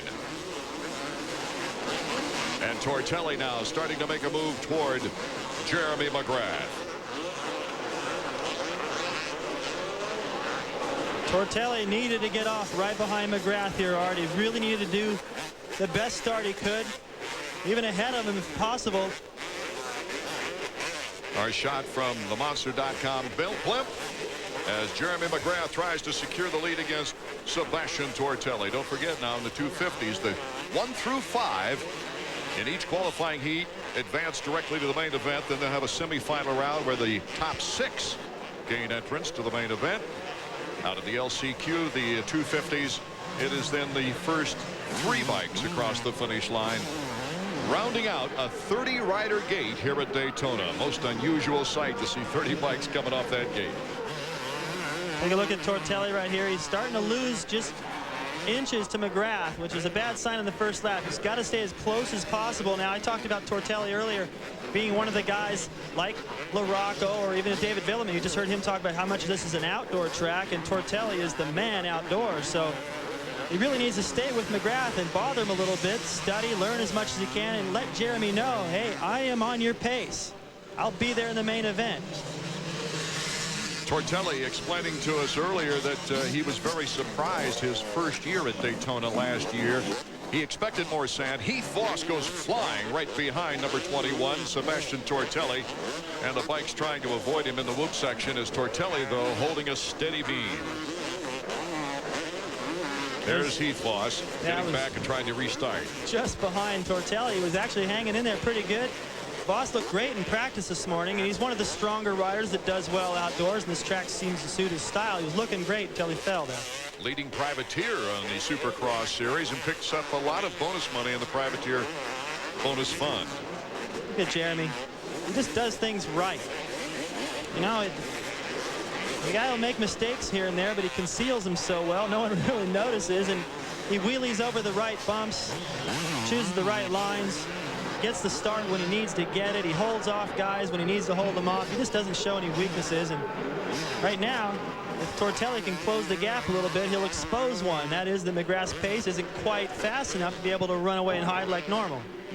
Damon Huffman has moved into third as we check out Randy Lawrence. Randy Lawrence along with Steve Butler. Major responsibilities, of course, are to get that #1 bike ready for every race. Doing a pretty darn good job so far, I'd say, because whenever he needs to get that start, they seem to work on the bike during the week and figure it out. I mean, they may just go out and practice starts all day if that's what it takes, because Jeremy knows how to ride the bike the rest of the way. Jeremy clocking laps at 128. Well, that's quite a bit. Look at that. Wow. Just about hit the hay bale there coming down over that last jump, but that's a huge line. He did that earlier in practice, turned that into a triple-triple. He just showed Tortelli. Tortelli trying to hang with him, and here's Damon Huffman, our third-place rider. Former 2-time 125 Western champion. Won the inaugural U.S. Open at Las Vegas, and Damon Huffman is riding well through those woods. Yeah, not the best start, but he was able to work his way into third. It's a distant third, but still, he's got a pretty good pace going, and he's just learned the track, try to get a good gate position for the main, and run with these guys. So as Jeremy McGrath leads our third qualifying heat for the 250s here at Daytona. We'll have more Supercross Daytona Bike Week 2000 when we return.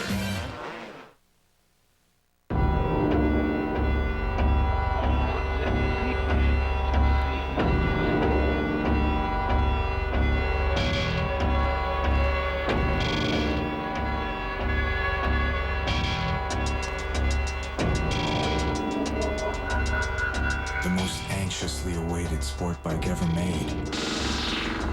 The Ninja ZX-12R.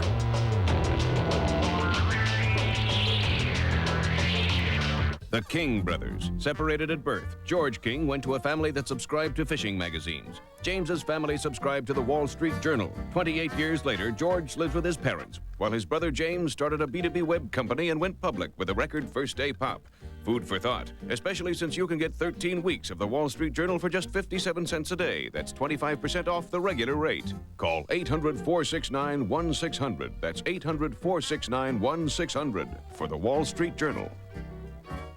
Hey, welcome to the Suzuki Fest 2000 Deli. Care to try a new Suzuki motorcycle with $400 free accessories?